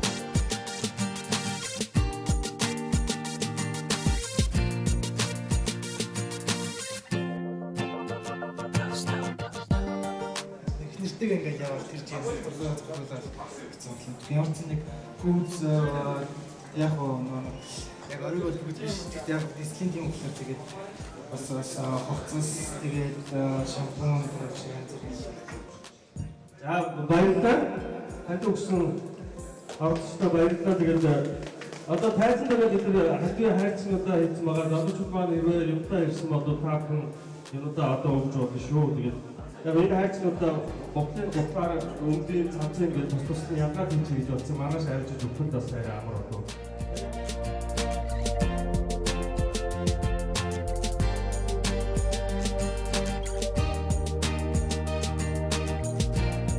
Таван бохоо гаргажтэй нэг Alex Таутигийн үсэлтэй атомын өөр одоо 70 жил мэдсэн шүү байна танаас яа одоо мэдэн даа 70 жилнээс нэр багчсан මොකද юм үсэл тэгээд баярхан сүмдэлтэй багцуу фэйсбүүкээр баярлалаа үсэл зураг авчихсан энэ үсэл зураг авчихсан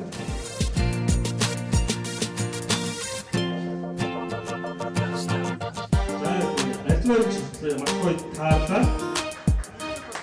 За баярлалаа.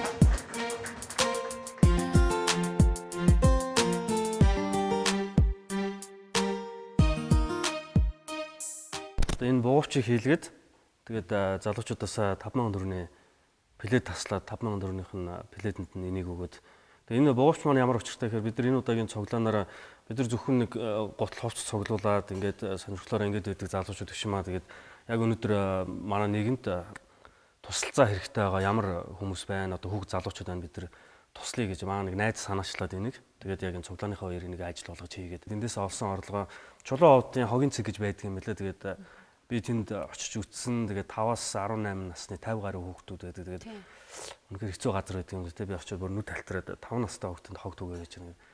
Тэгээд энэ цуглаанаас бид нар дуудлага худалдаагаар бас нэг хэдэн пүүз зарсан энэ пүүзнүүдийнхаа орлогын тэрээр нийлүүлээ. Дээрээс нь цуглааныхаа үеэр ирж байгаа залуучдыг хандив өгөөч гээд энэ хандивт нь жишээ нь би өөрөө нэг хуучин өмсгөө пүүзнээсээ өмд цамцнаасаа ягаад дээрээс нь энэ ажлыг санаачилсан маа найз аграа гэд найз маань одоо бүр 4-5 тор юм барьж ирээд өөрөө өмсгөө хувцнуудаас тэгээд хүүхдүүдтэй өгсөн ямар ч хандив ажил маань маш амжилттай болсон.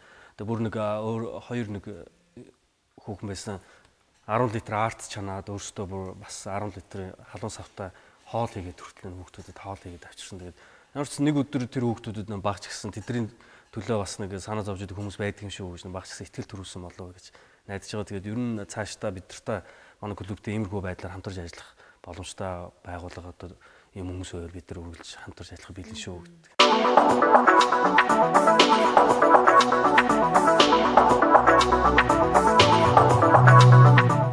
Хүч бол байна гэсэн үг шүү дээ тийм ээ. За баярлалаа Төмрөдөө урилгыг хүлээн авсан монголчууд бол залуучуудын улс залуучууд их байна. Зүгээр сууцгаахгүй бүгдээрээ л өөр өөрсдийнхөө юм хийж байгаа. Энэ хийж байгаа зүйлсийг бид дэмжих хичээж байна. Би ч гэсэн тэр зүйлд зорихыг хүсэж байгаа. Энэний нэг төлөөлөл болсон зочин байлаа. Манай гурван сэтгүүлчийн зочид ч гэсэн бас энэний бас төлөөллүүд байлаа. Олон өнгөнүүдийн нэг байлаа. Төмрөл баярлалаа. За баярлалаа. Урилга өгсөн та бүхэнд баярлалаа. За баярлалаа. За баярлалаа. Баярлалаа. За. Зүгээр нэг пүүз цуглуулад хоббигоо хөгжүүлээд идэм батсч эднэр чинь шал өөр ертөнцийн үед юм байна тийм ээ бас л тэгээд нийгэмдээ сайн сайхан үйл хийхийн төлөө бас зорж байгаа юм байна. Хүн болгон ямар нэг өөрийнхөө дуртай зүйлд ихтгэл үнэмшилтэй түүндээ баг бүрдүүлээд бас өөр зүйл хийж яах гэдэг. Би бас тэр үед бас тийм байсан гэж хэлж ирсэн тий. Аятайхан бүүзгөө бол ер нь гарахад хэцүү шүү дээ. Хүн биш юм шиг л боддог шүү дээ. Хороолт өссөн хорооллынхан ч бас их л пүүз ярддаг хүмүүс байлаа шүү дээ. Эдгээр залуус бол тэрийг бас аваад үлдсэн залуусчуудын бас төлөөлөл клуб болгочихсон тийм ээ. Тэр бас сайн ханхуг хэлэхээр нь бодож суулаад манай нэвтрүүлэгт бас ямархан хүмүүс ер нь төлхөө оролцоод байгаа юм бол тэгээ бодсон чинь нэг бол их тийм хийсэн юмтай хүмүүс эсвэл тийм их хийсэн юм байхгүй ч гэсэн шинийг санаачилж байгаа. Шинэ одоо зүйлийг уриалж явж байгаа. Иймэрхүү хүмүүс ер нь бас төлхөө оролцоод байгаа. Болоо гэж ер нь бас бодогдлоо. Ингээ хараад сууж яхад бас хүн хүмүүсийн ингээд урьж байгаа зочид бол өөр байгаад байгаа юугаас анзаарч таагуур ч гэсэн анзаарч байгаа тийм ээ. Үзэгчд маань ч гэсэн анзаарч байгаа. Тэгэхээр дөрөв урилга нэвтрүүлэг бол үзэгч та бүхний өмнө нээлттэй байгаа. Дараагийн урилга яг үзэгч тань ч гэсэн хүрэх болно. Бидний харахаа олж мэдэхгүй байгаа ч юм уу? Бидний үед хараахан таньж мэдэг байгаа зочдыг сонсогчд үзэгчд бас санал болгож болно шүү дээ тийм ээ. Жишээлбэл одоо юу гэдгийг тэр газрын тийм сонин хүн байдаг, ийм сонин хүн гэдэг. Тэгээ санал болгох боломж бас танд байгаа шүү. Facebook групптэй харьцаж болно тийм ээ. Facebook-оор ороод дөрөв урилга гэл кириллээр бичээд тийм манай үндэсний олон нийтийн телевизийг олон нийтэд харилцахыг алба руу бас манай үзэгчид маш ихээр залгадаг. Тэгэхээр бидэнд бас саналаа илж бид нартай хамтран ажиллаж болно. Ингээд Тийм. Тэгэхээр энээс нь ч нэг өдөр гүнгэлсэн ч нэг л өдөр энэ өдрийг хэрхэн өнгөрүүлэх нь бидний өөрсдийнхөө сэтгэл санаагаа ямар хөө байдлахаас шалтгаалдаг. Тэгэхээр өнөөдөр бас ажлын эхний өдрийн оройч бас манай дөрөв урилгын нэвтрүүлгийн тусламжтайгаар жоохон ч гэсэн гэрэл гээгээ татсан байх гэж найдаж байна. Ингээд та бүхэнд энэ 7 хоногийн ажилд амжилт хүсье.